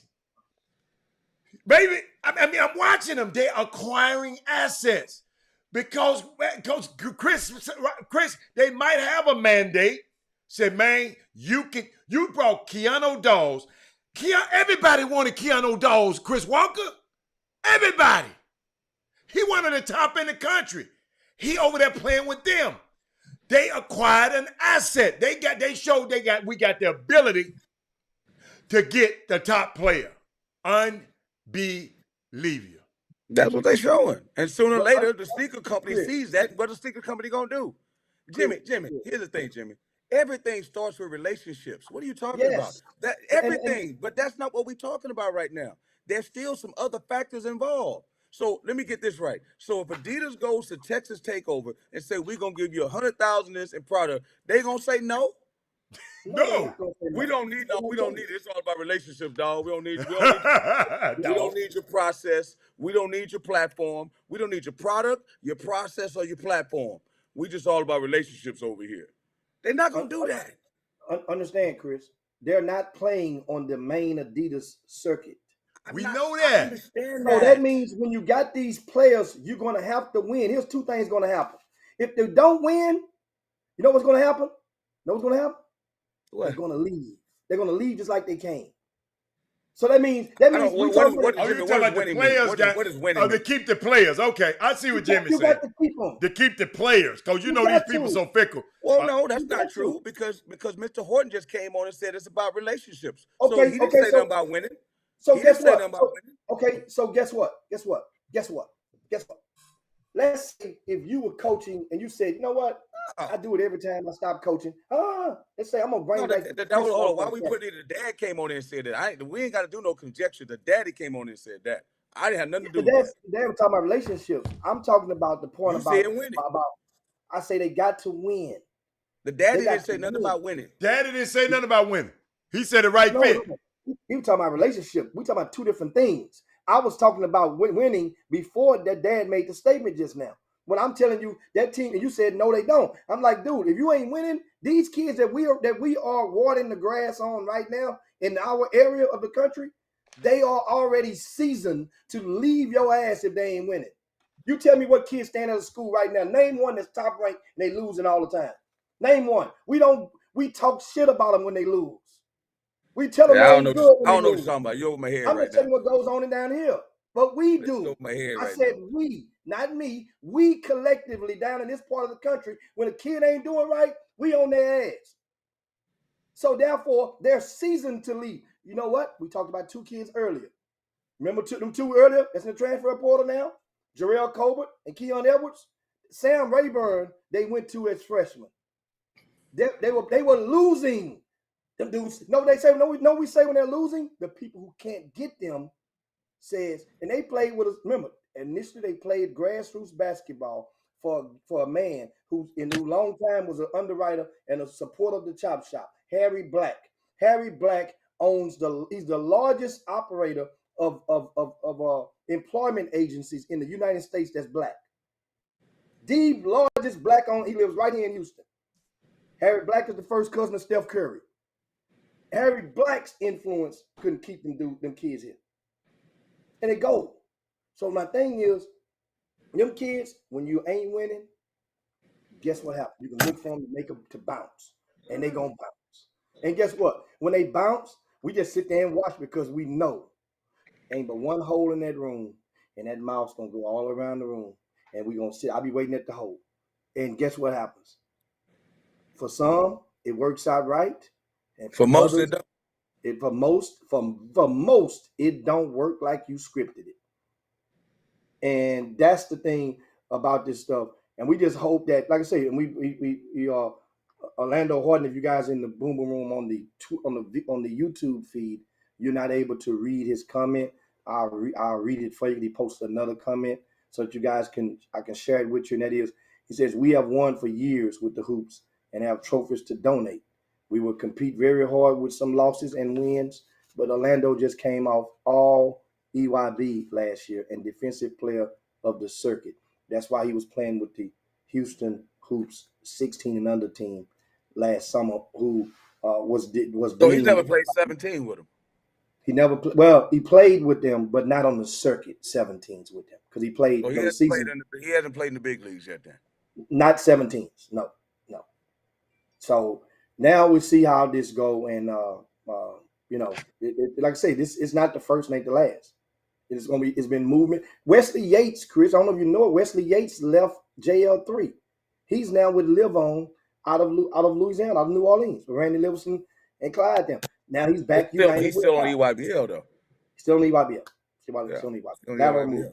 So that means Wesley Yates went from the Houston Hoops as a equivalent of a free agent to the JL3 to. Yeah, it's adjoining state. He didn't go play for a team in California. The adjoining state rule, he can do that. So this is the thing, man. It's like, now, guess what? It's news. Some people they be going crazy, man. They talk about, and we thank Mr. Horton Sr. for his comments. I'm glad he came on. Yeah. I mean, it's nothing bad. It's news. And I'm thinking if more people and we have an opinion. It's an opinion show, and we could be wrong, and we not know. And I'm glad he comes on. But now, Mr. Horton, you set yourself up. Now I'm just letting you know. What you mean? There's two ways there. They better win over there, like Jimmy say. They better win, and if they don't win, don't leave. Jimmy already set you up already. Jimmy set you up already. Well, that's the risk versus reward. You set him up. You did. That's the setup game. But it ain't just for him. It's for a lot of kids that go and make that bounce. I understand. Because you know what they do? When they get to playing their games, Chris, they go take their shoes off, sit outside on the curb, and they go and they look on social media and see what the other team did. Or they text one of their buddies, man, what y'all doing? Man, y'all kicking ass over there. Hey, man, we rocking over here, man. You ought to come play with us. What y'all do? Man, we got our ass whooped. Call them tomorrow. What y'all do? Man, we got our ass whooped again. Man, it sucks. See, the feeling of losing when you're used to winning. Explain it, Chris. You explain it. Yeah, but my thing, bro, here's my thing about all of us. We can sit and talk all day, and I got to run. But it's all about getting a college scholarship for me. I don't really care about all this other stuff. I mean, like you said, it is news, and it's what you do. People moving around, that's news. It is news, and you're a news organization. That your job is to report it. But all I really care about is where are they getting what they want out of this? Is the expectation being met? And sometimes people fall short, and I just hate to see people make dumb decisions. In my mind, or decisions, don't want to use the word dumb, but decisions that are not wise. And sometimes it's not wise not to go play with a team if you have elite talent. Sometimes that's not wise because you can catapult yourself with that platform. Sometimes that doesn't fit your narrative and you don't do it. But I definitely don't believe in playing for people that you're not connected to, and playing for people like it's a slave mentality, like you have to do it. So if that's what's going on with Mr. Horton, I'd snatch my kid too, because at the end of the day, Mr. Horton should make rules for Lil Horton, period. It doesn't matter if it's EYBL or no YBL. That don't matter. Because if you're supposed to get there, you're going to get there. So we let's not give these sneaker companies, these sneaker teams too much credit where they don't have to do no work and build relationships and hold it like dangling over your head like you got to mess with me no matter what or how I treat you and your son. So we need to kill that, number one. But number two, hey, man, we got a black man who's saying, hey, man, this is what I'm doing with my son. I ain't never going against that, okay? It is what it is. I don't care what team it is. Keep it pushing. You know what I'm saying? Keep it pushing. That's right. A 40-year plan, and I'm with Mr. Horton on that. So I'm not gonna profess like I know everything, but I can zoom out from a 30,000-foot view and tell you what I think's going on and what it seems like. But once I get in the middle of it and get the facts, I may make the same decision. That's all I'm saying. I may make the same decision. Well said, man. It's about time now to slide on down. Dino's back and yabba dabba do this thing. I'm gonna get back in there and finish completing the schedule for the Kingwood Live, which takes place this weekend in Houston. That's a youth basketball tournament. Now, mind you, as I told you guys earlier this week, the Kingwood Live is not NCAA certified event for college coaches. Kingwood Live, it was initially going to be live, but then you realize Jimmy, it is live for Division I, Division II, and it is live for them. It's live, exactly. It's live for the vast majority 99% of the players who will be playing in that event this weekend is live for you. Exactly. And so it is live. As I said yesterday, more people need to take be accountable and stop lying and misleading, especially the young 8th, 9th, 10th graders, making them think they're going to an event. Those college coaches ain't got time to watch no 9th and 10th graders. No 9th graders for certain. 10th graders on purpose right now. Jobs are not that secure with a lot of these guys. They're looking at the portal. As we said, I just talked to a coach in the Big 12 this morning. Know what they said? 2 coaches are staying home, Chris. 2 staying home, and the other 2 going to rotate on the road this weekend because a high school kid can't help them win in the Big 12. And which it makes all the sense. Yeah, it's always been that way, man. High school kids can never help you anyway. It's just different. The narrative is different. That's all. It's just the narrative is different now. Just the narrative. Teams have always won. The narrative is different now. Yeah, so that's the ticket, man. But we got to get on up out of here, man. We appreciate everything, guys. Make sure share the show on your way out the door. And in regards to that schedule, the King will live. We have about 85 teams, which is good. Solid. For, shout Rick Nelson and myself. We'll be getting down. And one thing about it, guess what? It's the non-Division I coaches are allowed to come. Doug Jones will be in the building. So for a lot of you guys now, you become big fish in a little pond. I will be in the building. If I'm in town, I'm going to come through. That's not by my mama's house. So know what that means? And they get a chance to meet Chris Walker. If he's in town, he makes it into Houston. And know what that means? That means now you get your son to leave there possibly with a picture with Chris Walker, get some inspiration. You get evaluated by Doug Jones, get evaluated possibly by myself. And is that greater than you playing in court number 34? Absolutely. Suck on that for a minute. And we give it you guys. Don't forget it. Speaking of high school basketball, tomorrow we got the special guest joining us tomorrow. And he's only going to be on for about 15 minutes. Make sure you're there. I'm going to be on time. Who is it? We got PJ Haggerty live on the Chop Shop at 12:05 to 12:25 tomorrow. Make sure you're there. Get all your questions. Many of you guys never heard this young man talk before. He's one of them guys, Chris, not many people heard him even talk before. Now you get to see what's on PJ's mind. Hey, Chris, he been talking with that wrist. No, look, I like that. As long as John Urie don't have him like one of them ventriloquists where he's sitting on John Urie's lap and John doing all the talking. Make sure it's PJ. Anyway, oh man. That's a good one. And also, you guys can download the RCS Sports app and get the schedule. It's going to be posted at approximately 5 p.m. today. I cannot believe y'all got me here this late. For Chris Walker and Robert Allen, it's happy hour time. It's happy hour time. No, for sure. I got to get the hell out of here time. What time Tiger tee off tomorrow? I ain't watching Tiger. I don't care. Robert Allen about to tee off. That's who about to tee off in a feet helmet. See you later, Chris Walker. We'll see y'all tomorrow, man.